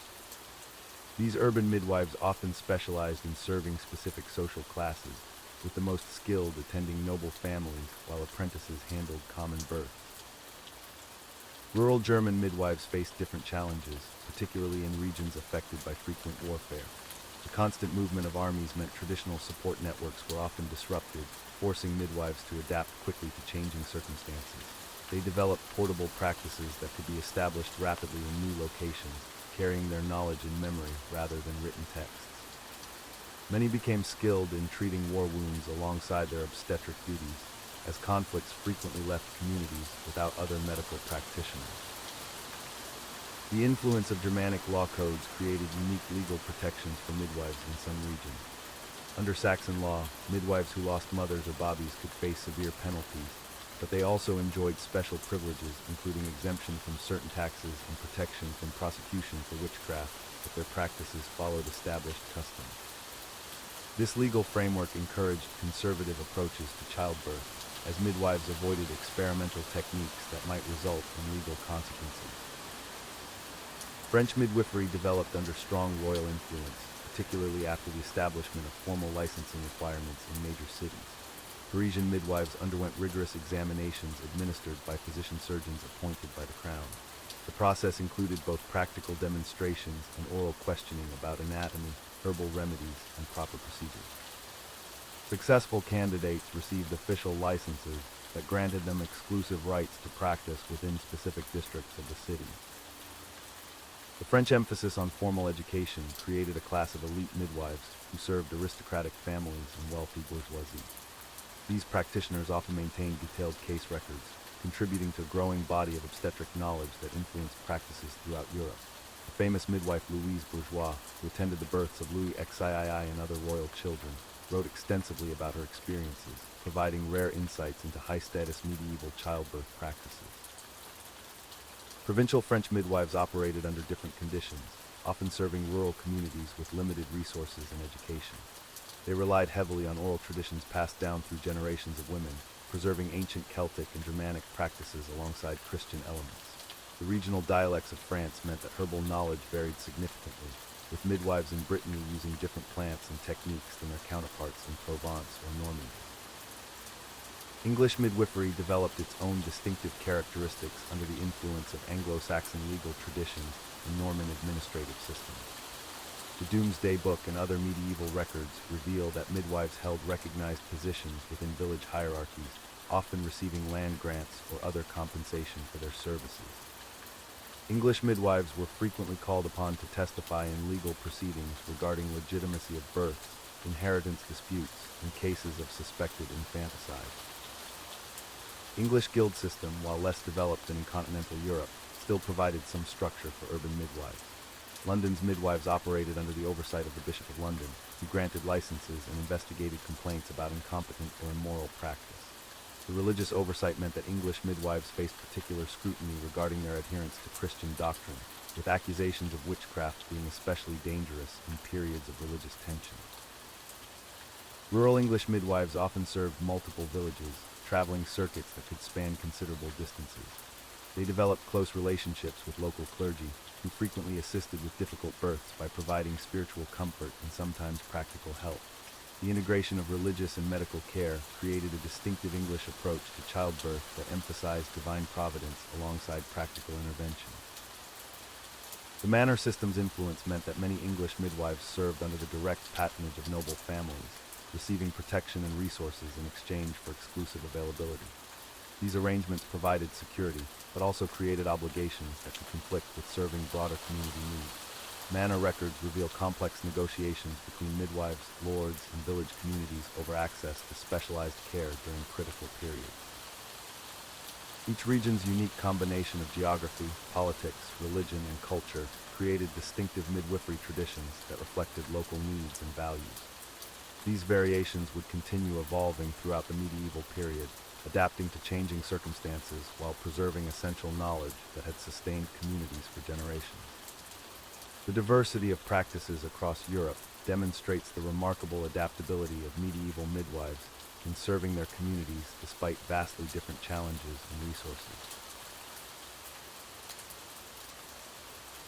Moving eastward across the medieval landscape, we encounter the distinctive practices of Germanic territories, where midwifery traditions blended ancient tribal customs with emerging Christian influences.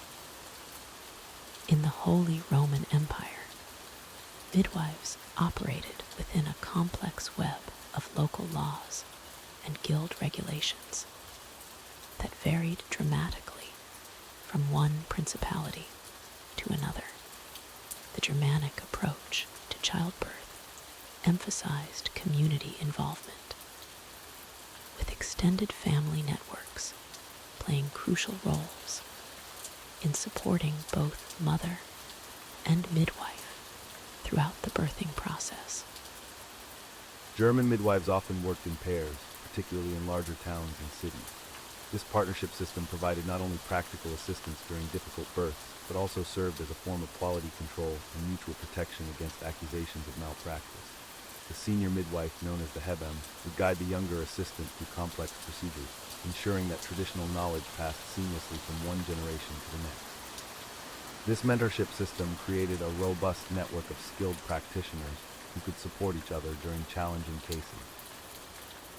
The tools and techniques employed by Germanic midwives reflected their culture's emphasis on craftsmanship and precision. They developed specialized birthing chairs with adjustable components, allowing for better positioning during labor. These chairs, often carved from local hardwoods and passed down through generations of midwives, represented significant investments in professional equipment. The chairs featured handholds, footrests, and even small compartments for storing herbs and instruments, demonstrating the sophisticated understanding Germanic midwives had of their craft. Germanic birthing practices incorporated extensive use of herbal remedies, with midwives maintaining detailed knowledge of local flora and their medicinal properties. They cultivated private gardens where they grew specific plants for obstetric use, including varieties of chamomile for calming nervous mothers, fennel for encouraging milk production, and various root vegetables believed to strengthen women during pregnancy. The preparation of these remedies required considerable skill, as dosages needed careful calculation based on the mother's size, health status, and stage of pregnancy. The legal status of Germanic midwives varied significantly across different territories, but many enjoyed relatively high social standing compared to their counterparts in other regions. In some areas, midwives held positions similar to guild masters, with the authority to train apprentices and regulate local birthing practices. They often maintain detailed records of births, deaths, and complications, creating valuable documentation that helped improve practices over time.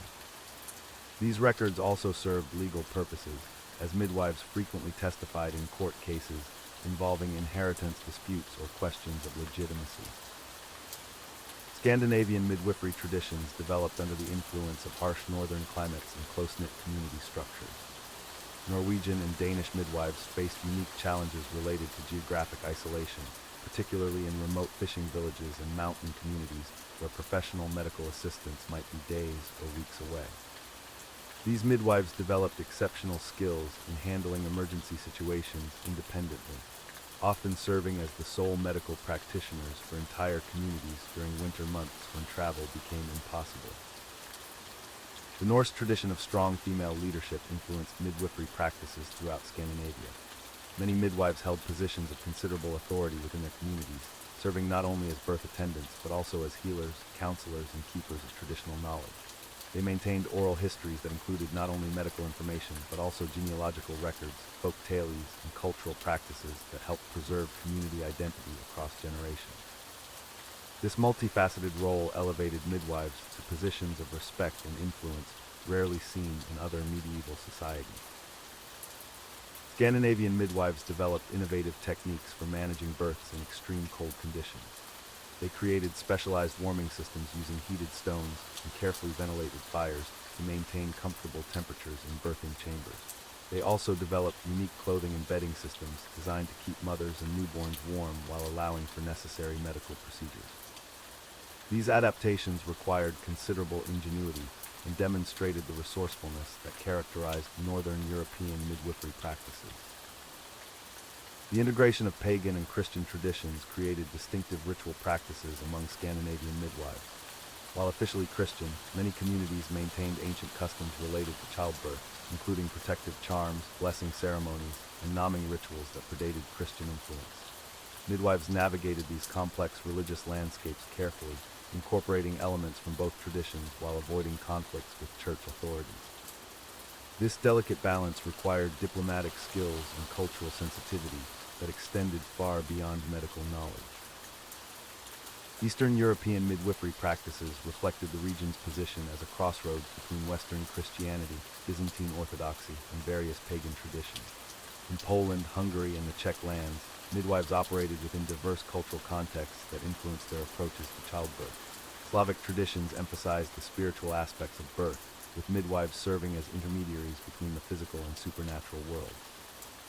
They performed complex rituals designed to protect mothers and children from evil influences while ensuring successful deliveries. The guild systems that developed in Eastern European cities created unique opportunities for midwives to organize professionally. In Prague and Krakow, midwives formed associations that regulated training, established fee structures, and provided mutual support during difficult periods. These guilds often maintained relationships with religious institutions, securing official recognition and protection for their members.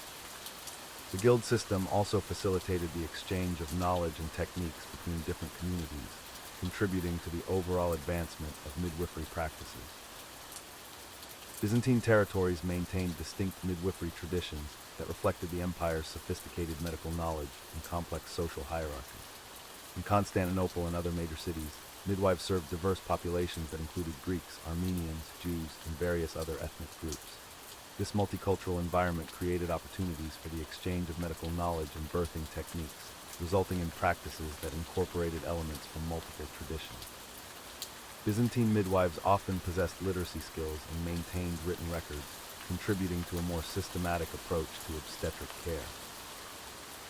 The influence of Islamic medical knowledge in regions with significant Muslim populations created unique hybrid practices. In Spain, Sicily, and parts of Eastern Europe, midwives learned techniques and used remedies that originated in Islamic medical traditions. This cross-cultural exchange enriched local practices and provided midwives with additional tools for managing difficult births.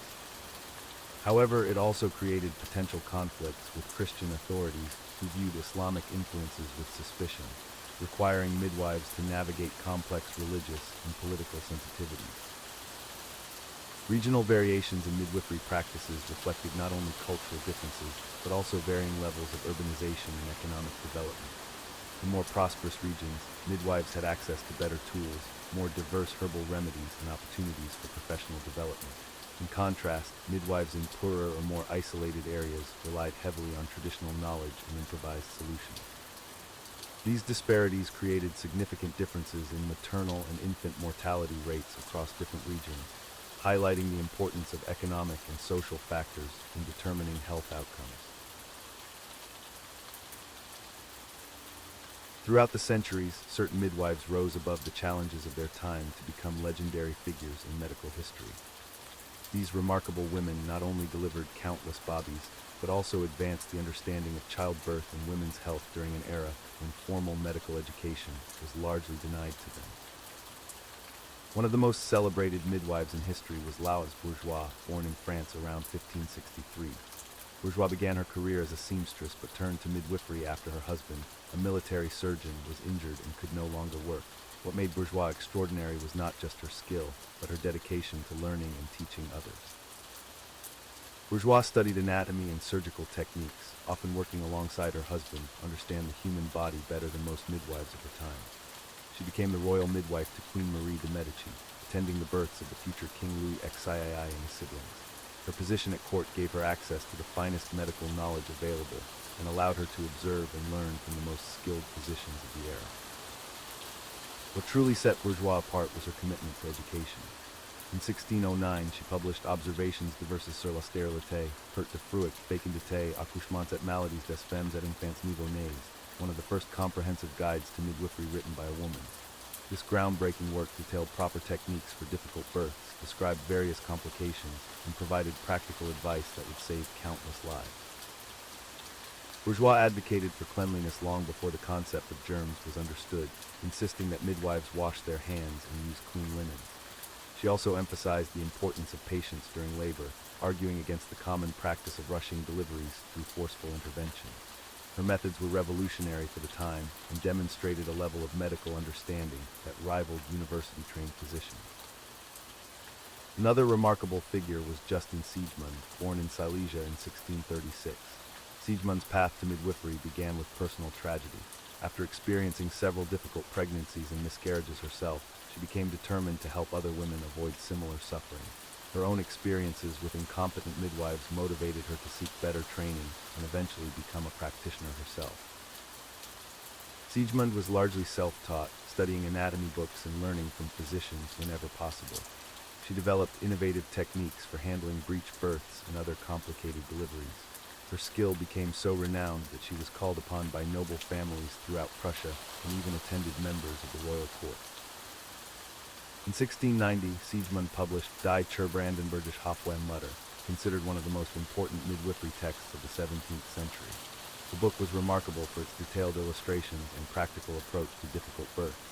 Siegmund included case studies from her own practice, describing specific techniques she had developed for saving both mothers and babies in dangerous situations.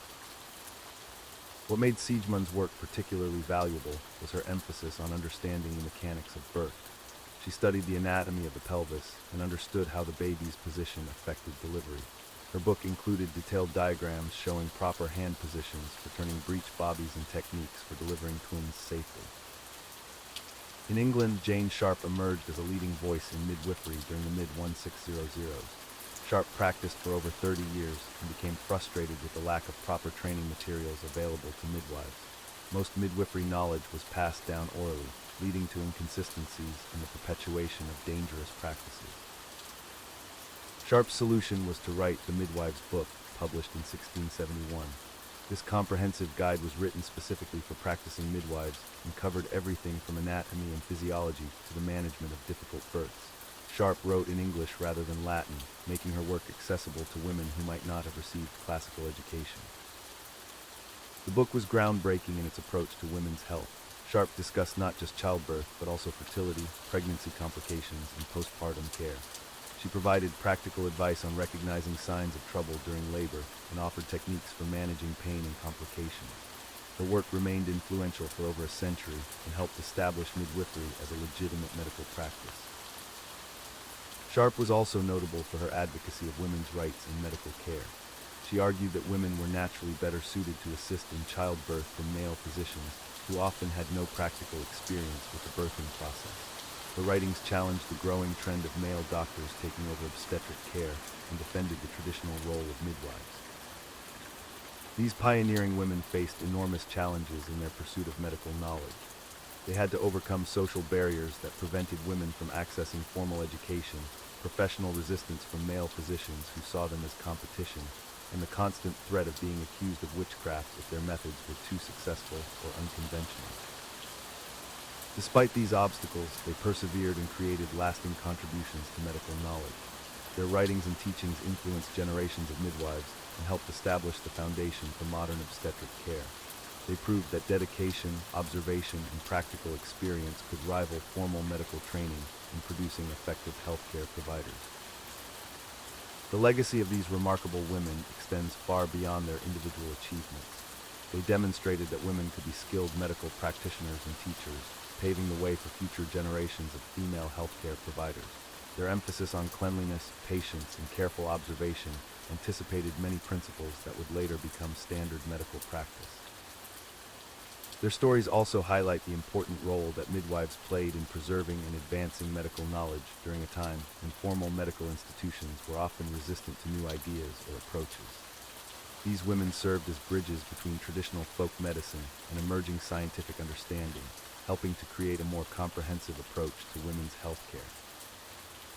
As we continue exploring the lives of famous historical midwives, we'll discover how their influence spread across different cultures and time periods, shaping the development of obstetric care and establishing the foundation for modern midwifery practice.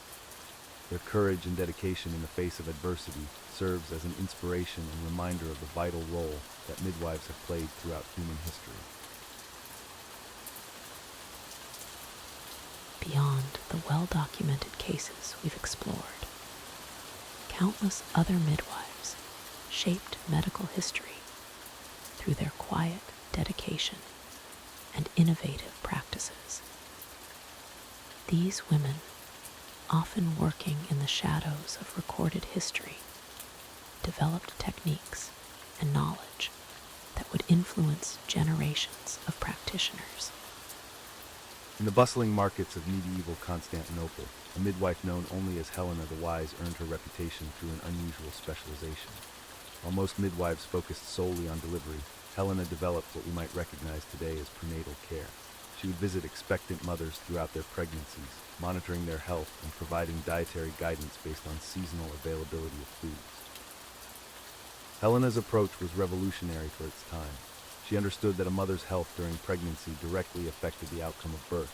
Her methods included gentle massage techniques to ease back pain, herbal teas to combat morning sickness, and positioning exercises that helped bodies settle into optimal birthing positions. These practices, considered radical in the 13th century, would not become standard medical care for another 600 years. The Byzantine Empire's complex social structure meant that Helena served women from all walks of life. Wealthy merchants' wives received her services in silk-draped chambers, while she also attended to servants and slaves in cramped quarters beneath grand houses. Her ability to adapt her methods to different environments and social circumstances made her invaluable to the community. Records from a monastery chronicle describe how Helena once saved both mother and child during a particularly difficult winter. The expectant mother had been in labor for 3 days when Helena was summoned. Rather than attempting immediate intervention, she first ensured the birthing chamber was properly warmed and that clean water was available. She then spent hours coaching the exhausted woman through breathing techniques while preparing herbal remedies to strengthen contractions. What made Helena's case remarkable was her documentation of the experience. Unlike most midwives of her era, she could read and write, skills she had learned from a sympathetic priest. She kept detailed records of difficult births, noting which interventions proved successful and which should be avoided. These records, discovered centuries later in a monastery library, provided historians with unprecedented insight into medieval birthing practices. Moving westward to the Germanic territories, we encounter Brunhilde of Saxony, a midwife whose reputation extended far beyond her village boundaries. Brunhilde lived during the 11th century, a time when Viking raids still threatened coastal settlements and political instability made travel dangerous. Despite these challenges, women would journey for days to seek her assistance during difficult pregnancies. Brunhilde's expertise lay in managing breech presentations and other complicated deliveries. She had developed a series of external manipulation techniques that could sometimes encourage bobbies to turn into proper birthing positions. These methods, passed down through oral tradition, were considered almost magical by those who witnessed their effectiveness. The Saxon midwife also pioneered the use of specialized birthing chairs. While birthing stools were common throughout medieval Europe, Brunhilde's designs incorporated adjustable supports and angled backs that could be modified based on individual needs. She carved these chairs herself, understanding that proper positioning could mean the difference between life and death for both mother and child. Chronicles from the period describe how Brunhilde would arrive at a birthing accompanied by 2 or 3 apprentices carrying her wooden chairs and bags of supplies. Her procession through villages was often seen as a sign of hope, particularly during difficult times when infant and maternal mortality rates soared due to malnutrition or disease. One documented case involved a noblewoman who had lost 3 previous children during birth. When she became pregnant again, her husband sent messengers throughout the region seeking the most skilled midwife available. Brunhilde was summoned despite the dangerous winter journey required to reach the castle. She spent 2 weeks at the estate, monitoring the pregnancy's progress and preparing for potential complications. When labor began, Brunhilde's careful preparation proved crucial. The baby was positioned incorrectly, and the mother's previous traumatic experiences had left her terrified and unable to cooperate effectively. Brunhilde spent hours calming the woman while gradually encouraging the baby into a better position through gentle external pressure and positioning changes. The successful delivery not only saved 2 lives, but established Brunhilde's reputation among the nobility. Word of her success spread through networks of aristocratic families, leading to requests for her services from increasingly distant locations. This expansion of her practice allowed her to train more apprentices and spread her techniques across a wider geographic area. In the monasteries of medieval Ireland, a different type of midwifery practice emerged under the guidance of Sister Bridget of Clonmacnoise. As a nun with medical training, Sister Bridget represented a unique fusion of religious devotion and practical health care. Her approach to midwifery incorporated both traditional Celtic healing practices and Christian spiritual guidance. The monastic setting provided Sister Bridget with advantages unavailable to secular midwives. She had access to extensive herb gardens where medicinal plants were cultivated with scientific precision. The monastery's scriptorium contained medical texts copied from various sources, giving her theoretical knowledge to complement her practical experience. Most importantly, the religious community's resources allowed her to focus entirely on healing without worrying about payment or political pressures. Sister Bridget's methods emphasized the spiritual aspects of childbirth alongside physical care. She would begin each birthing session with prayers and blessings, creating an atmosphere of calm confidence that helped reduce maternal anxiety. Her gentle demeanor and soft-spoken encouragement contrasted sharply with the often brusque efficiency of secular midwives who needed to move quickly between multiple patients. The nun midwife also developed innovative approaches to pain management during labor. While medieval medicine offered few effective analgesics, Sister Bridget combined breathing techniques with meditation practices derived from monastic traditions. She would guide laboring women through rhythmic prayers and chants that helped them focus beyond their physical discomfort. Records from Clonmacnoise describe how Sister Bridget established what might be considered medieval Europe's first birthing center. Women from surrounding communities would come to the monastery weeks before their due dates, staying in special quarters where they received prenatal care and preparation for delivery.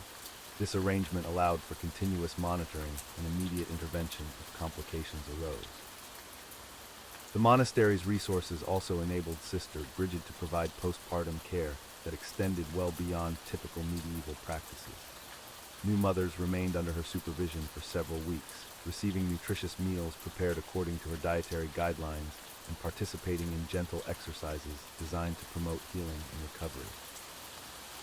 Perhaps most significantly, Sister Bridget trained other nuns in midwifery techniques, creating a network of skilled practitioners throughout Ireland's monastic communities. This system ensured that her knowledge and methods would survive her death and continue benefiting women for generations to come. These remarkable women, Helena, Brunhilde, and Sister Bridget, represent just a fraction of the skilled midwives who quietly revolutionized medieval healthcare. Their innovations in prenatal care, delivery techniques, and postpartum support laid groundwork for modern obstetric practices, even though their contributions often went unrecognized by official medical establishments of their time. The legacy of medieval midwifery extends far beyond the dimly lit chambers where women labored in centuries past. These dedicated practitioners, working within the constraints of their time, laid foundational stones for modern obstetric care that we still recognize today. Their contributions, though often overlooked by traditional historical narratives, shaped the very essence of maternal health care. Medieval midwives developed comprehensive systems of prenatal care that would seem surprisingly familiar to modern expectant mothers. They established regular consultation schedules, monitoring the progress of pregnancy through careful observation and gentle palpation techniques. These women understood the importance of tracking fetal movement, recognizing changes in maternal appetite, and identifying potential complications before they became life-threatening emergencies. The diagnostic skills of medieval midwives were remarkably sophisticated given their limited technological resources. They could determine fetal position through external examination, predict approximate delivery dates based on quickening and other maternal signs, and identify multiple pregnancies through careful assessment. Their ability to recognize breech presentations, detect signs of placental complications, and assess cervical dilation demonstrated a level of clinical expertise that took centuries to formally codify in medical literature. Pain management techniques developed by medieval midwives represented some of the earliest systematic approaches to alleviating the suffering of childbirth. They created complex herbal preparations designed to ease labor pains while maintaining the strength necessary for delivery. These formulations often included willow bark for its analgesic properties, chamomile for its calming effects, and various other botanicals chosen for their specific therapeutic benefits. The positioning and movement techniques pioneered by medieval midwives challenged the restrictive practices that would later dominate obstetric care. They encouraged laboring women to walk, squat, and assume various positions that facilitated natural delivery processes. These midwives understood instinctively what modern research has confirmed, that mobility during labor can reduce pain, shorten delivery time, and improve outcomes for both mother and child. Medieval midwives also developed sophisticated techniques for managing complicated deliveries. They perfected methods for manually rotating malpositioned bobbies, safely delivering breech infants, and managing shoulder dystocia. Their expertise in these emergency procedures saved countless lives during an era when cesarean sections were virtually unknown and medical intervention was limited. The psychological support provided by medieval midwives established precedents for the emotional care that remains central to modern midwifery practice. They recognized that fear and anxiety could complicate labor, developing techniques to calm and reassure frightened mothers. Their presence provided continuity of care that extended from early pregnancy through the postpartum period, creating relationships built on trust and understanding. Documentation practices among medieval midwives, though informal by modern standards, created valuable records of obstetric experiences that informed future practice. They maintained mental catalogs of successful techniques, complications encountered, and remedies that proved effective. This oral tradition of knowledge sharing ensured that hard-won expertise was passed down through generations of practitioners. The holistic approach to maternal care developed by medieval midwives encompassed physical, emotional, and spiritual dimensions of the birthing experience. They understood that successful outcomes depended not only on technical skill, but also on creating supportive environments where women felt safe and empowered. This comprehensive philosophy of care continues to influence modern midwifery practice around the world. Medieval midwives were among the first healthcare practitioners to recognize the importance of postpartum care. They developed detailed protocols for monitoring new mothers during the vulnerable weeks following delivery, watching for signs of infection, hemorrhage, or other complications. Their understanding of the need for extended support during recovery laid groundwork for modern postpartum care standards. The advocacy role assumed by medieval midwives established important precedents for patient rights and informed consent. They served as intermediaries between laboring women and male physicians when medical intervention became necessary, ensuring that women's voices were heard and their preferences respected. This advocacy function remains a cornerstone of modern midwifery practice. Training methods developed by medieval midwives created some of the earliest formal educational structures for healthcare practitioners. Master midwives took apprentices who learned through observation, hands-on practice, and gradual assumption of responsibility. This mentorship model emphasized the importance of experiential learning combined with theoretical knowledge, principles that continue to guide midwifery education today. The regulatory frameworks that emerged around medieval midwifery practice established important precedents for professional standards and accountability. Licensing requirements, oath-taking ceremonies, and peer review processes developed during this period created foundations for modern professional regulations. These systems ensured that practitioners met minimum competency standards while maintaining ethical obligations to their patients. Medieval midwives also pioneered approaches to community health education that extended their influence beyond individual births.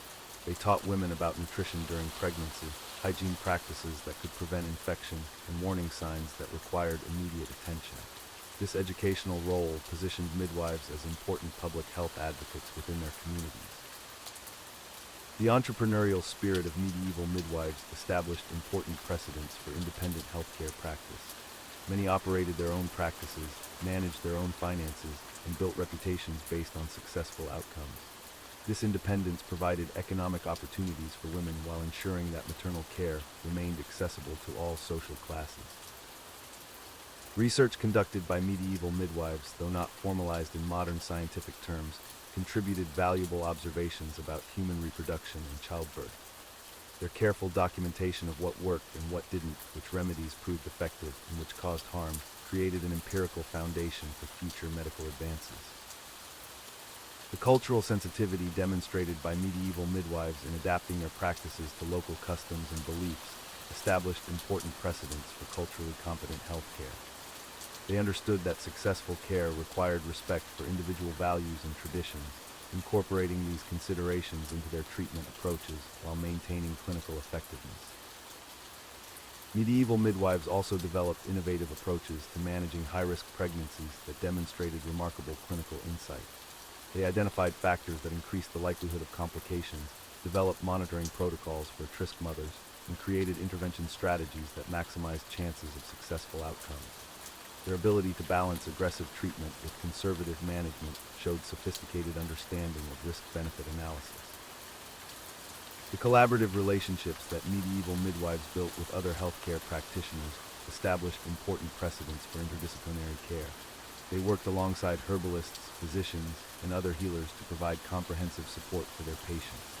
This team-based approach recognized that complex medical situations often required multiple areas of expertise. Quality improvement initiatives undertaken by medieval midwives demonstrated early commitment to evidence-based practice. They continuously refined their techniques based on observed outcomes, adopted successful innovations from colleagues, and abandoned practices that proved ineffective or harmful. This commitment to continuous learning and improvement remains central to modern healthcare practice. The record-keeping systems developed by medieval midwives, though simple by contemporary standards, established important precedents for clinical documentation. They tracked patient outcomes, noted successful interventions, and recorded complications for future reference. These documentation practices provided foundations for the detailed medical records that support modern healthcare delivery. Medieval midwives also pioneered approaches to family-centered care that recognized the importance of involving partners and relatives in the birthing process. They understood that emotional support from loved ones could significantly impact outcomes, creating inclusive environments where families could participate meaningfully in the experience while respecting the primary relationship between midwife and mother. The transformation of midwifery during the later medieval period wasn't just about changing practices or evolving medical knowledge. It represented a fundamental shift in how society viewed women's roles, expertise, and autonomy. As we've seen throughout this long journey into medieval childbirth, the midwife stood at the center of countless social, religious, and economic tensions that would reshape European society for centuries to come. By the 14th and 15th centuries, the rise of university-trained physicians began to challenge the traditional authority of midwives in ways that would have profound consequences. These male doctors, armed with theoretical knowledge from ancient texts and backed by institutional support, started to position themselves as the ultimate authorities on all medical matters, including childbirth. Yet the reality remained stubbornly unchanged. Women continued to give birth in their homes, attended primarily by other women who possessed generations of accumulated wisdom and practical experience. This created a fascinating paradox that would persist well beyond the medieval period. While physicians claimed superior knowledge based on their formal education, they often lacked the hands-on experience that made midwives so effective. Many university-trained doctors had never actually witnessed a birth, let alone assisted with one. Their knowledge came from books written by other men who had similarly limited direct experience with childbirth. Meanwhile, experienced midwives had attended hundreds or even thousands of births, developing an intuitive understanding of normal and abnormal labor patterns that no textbook could provide.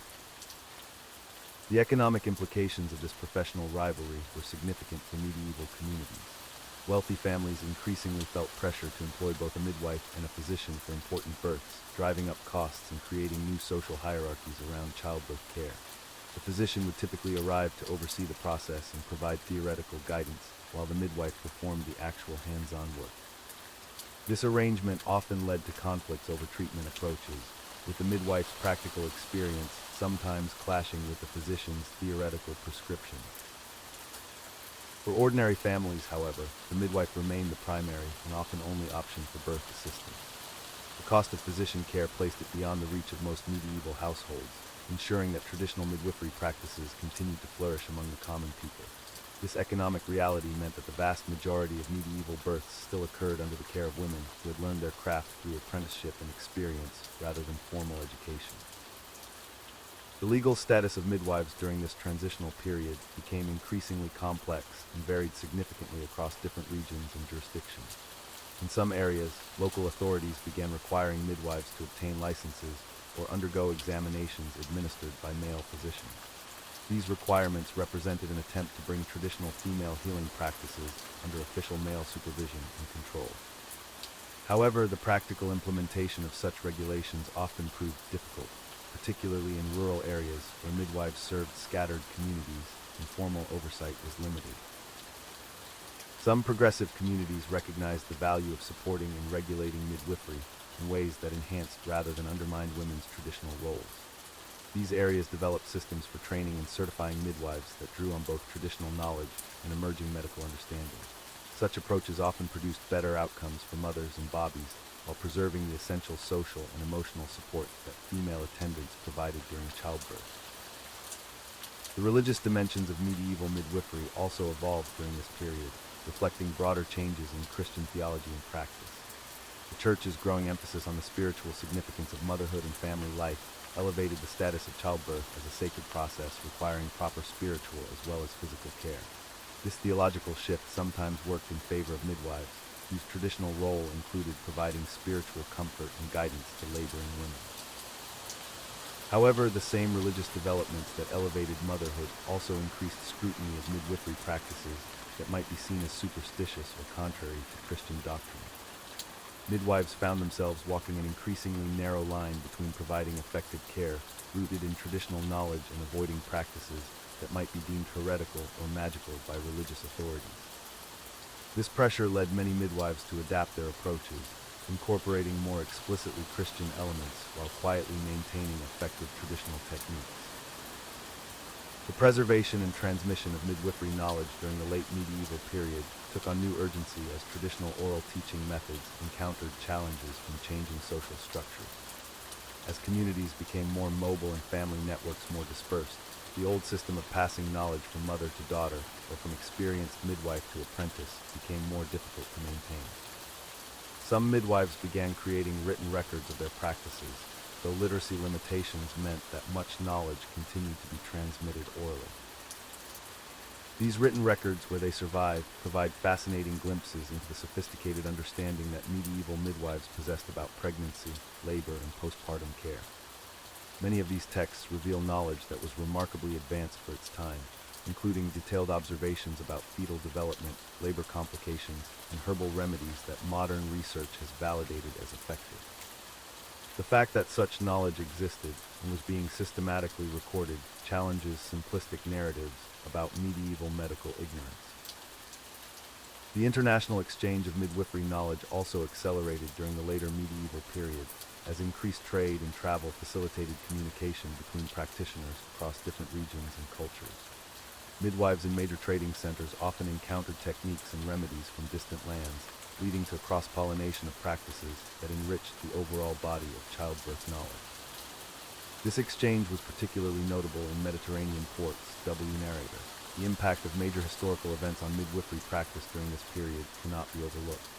The devastating effects of the Black Death in the 14th century created both challenges and opportunities for midwives. The massive population losses increased the social value placed on successful childbirth and childrearing, potentially elevating the status of skilled midwives. At the same time, the disruption of traditional social networks made it more difficult to maintain established systems of training and knowledge transmission.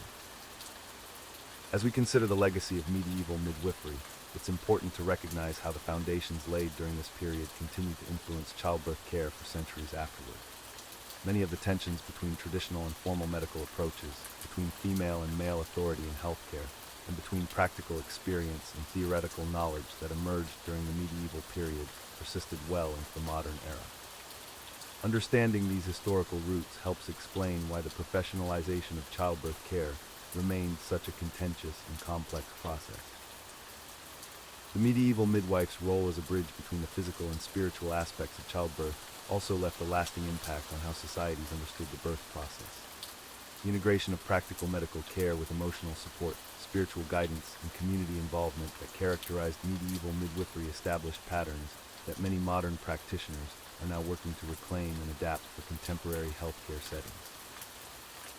Perhaps most significantly, the medieval period established the fundamental principle that childbirth care requires not just medical expertise, but also deep understanding of women's experiences, needs, and perspectives. The midwife's traditional role as advocate, supporter, and guide for laboring women created a model of patient-centered care that remains relevant today. This holistic approach to childbirth, which treated the process as a normal life event requiring support rather than a medical crisis requiring intervention, offers valuable insights for modern healthcare providers. The resilience and adaptability that medieval midwives demonstrated in the face of social, religious, and professional challenges also provides inspiration for contemporary efforts to improve maternal and infant health outcomes.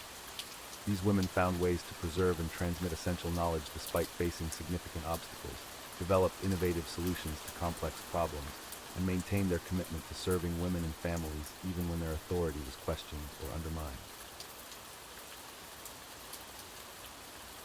As we reach the end of our journey through the challenging world of medieval midwifery, we can see how these remarkable women operated at a unique intersection of practical knowledge, folk tradition, and emerging medical science. They navigated complex social and religious expectations while providing essential care to women during one of life's most vulnerable moments. The medieval midwife was simultaneously healer and suspect, expert and outsider, essential yet marginalized. Throughout our exploration, we've seen how medieval midwives faced extraordinary challenges that would test anyone's resolve. High mortality rates meant that death was a constant companion in their work. Every birth carried the possibility of tragedy, and midwives bore the emotional weight of losses that were often beyond their control. Yet they persevered, developing techniques and remedies that sometimes proved remarkably effective despite the limitations of their era. The legal restrictions that increasingly constrained midwifery practice created a paradox that would echo through the centuries. Women with the most practical experience in childbirth found themselves legally prohibited from using certain tools or techniques, while men with theoretical knowledge but little hands-on experience gained authority over the birthing process. This tension between experience and formal education, between traditional wisdom and emerging science, shaped the evolution of obstetric care in ways that continue to influence modern practice. Perhaps most tragically, the accusations of witchcraft that haunted some midwives revealed the dangerous position these women occupied in medieval society. Their intimate knowledge of women's bodies, their use of herbal remedies, and their presence at the mysterious threshold between life and death made them vulnerable to suspicion. The very skills that made them valuable also made them targets when communities sought someone to blame for unexplained tragedy. Despite facing these significant challenges, midwives provided essential services that sustained their communities. They were often the only healthcare providers available to women, offering not just medical care but emotional support and practical guidance. Their work extended far beyond the birthing chamber, encompassing women's health throughout their lives. In an era when women had few opportunities for professional recognition, midwifery offered a path to expertise and community respect, even if that respect was sometimes fragile. The medieval period marked the beginning of a fundamental transition in childbirth care. We witnessed the gradual shift from female-dominated, experience-based birth attendance to male-dominated, theory-based obstetrics. This transformation would continue for centuries, with profound implications for how society viewed birth, women's bodies, and medical authority. The medieval midwife stood at the beginning of this long historical arc, representing an older way of understanding birth as a natural process requiring patience and skill rather than medical intervention. What's particularly fascinating is how many aspects of medieval midwifery that were dismissed during the scientific revolution have been reconsidered by modern medicine. The emphasis on psychosocial support that medieval midwives provided has been validated by contemporary research showing the importance of emotional care during labor. The natural positioning techniques they employed, particularly upright and squatting positions, have been rediscovered as beneficial alternatives to the standard supine position that became dominant in later centuries. The herbal remedies used by medieval midwives offer another example of traditional knowledge that has found scientific validation. Modern pharmacological research has confirmed the effectiveness of many plants they used, from the oxytocic properties of ergot derivatives to the anti-hemorrhagic effects of shepherd's purse.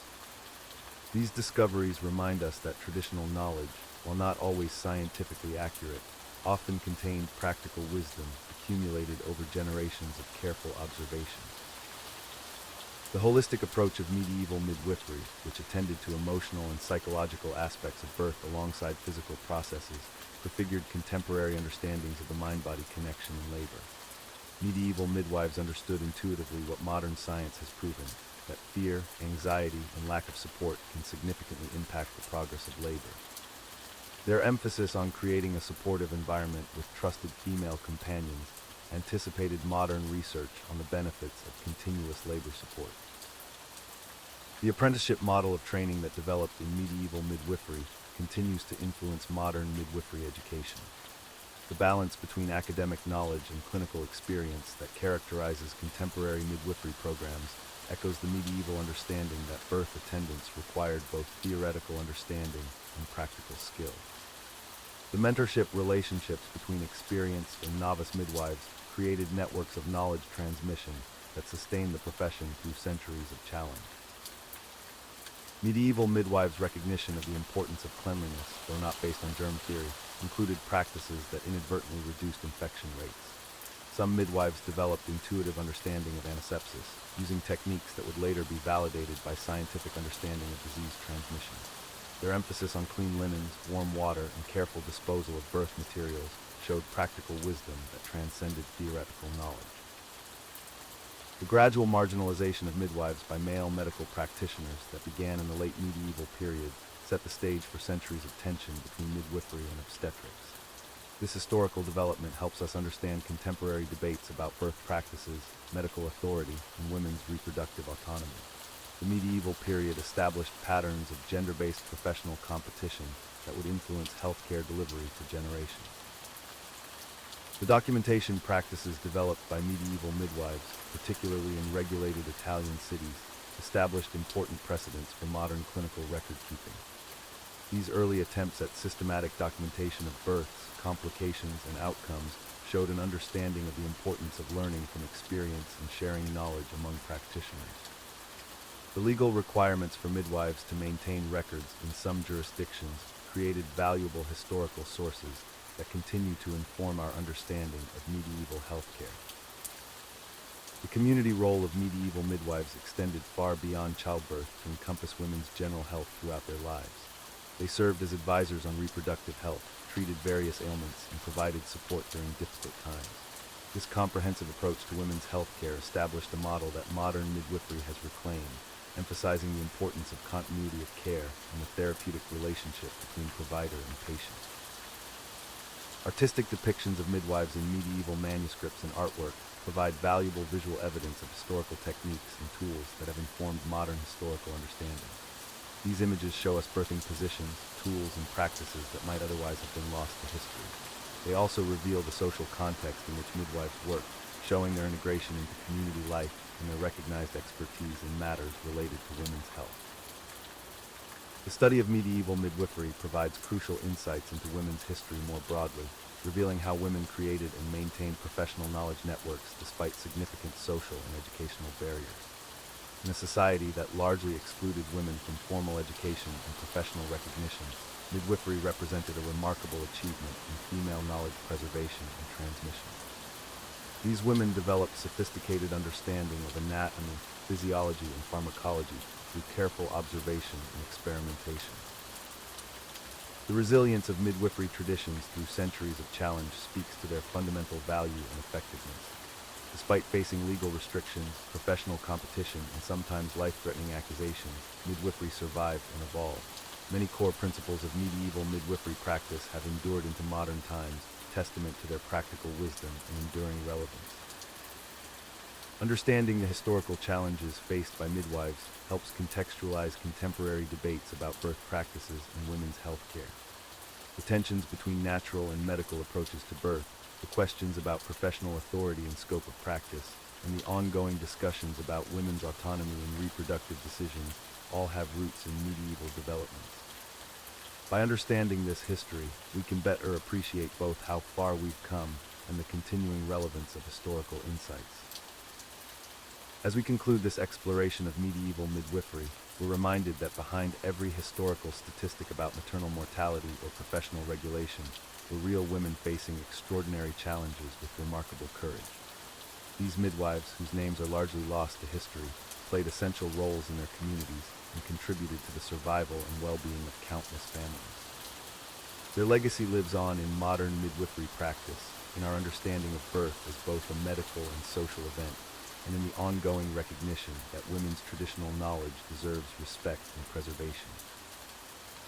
The story of medieval midwifery is ultimately a story of resilience, adaptation, and the enduring human need for skilled, compassionate care during life's most vulnerable moments. These women, working in candlelit chambers with simple tools and hard-won knowledge, remind us that healing is both an art and a science, requiring not just technical skill, but wisdom, patience, and deep understanding of human nature. Their legacy continues to inspire and inform those who care for women and families today, bridging the centuries with timeless principles of compassionate, skilled care.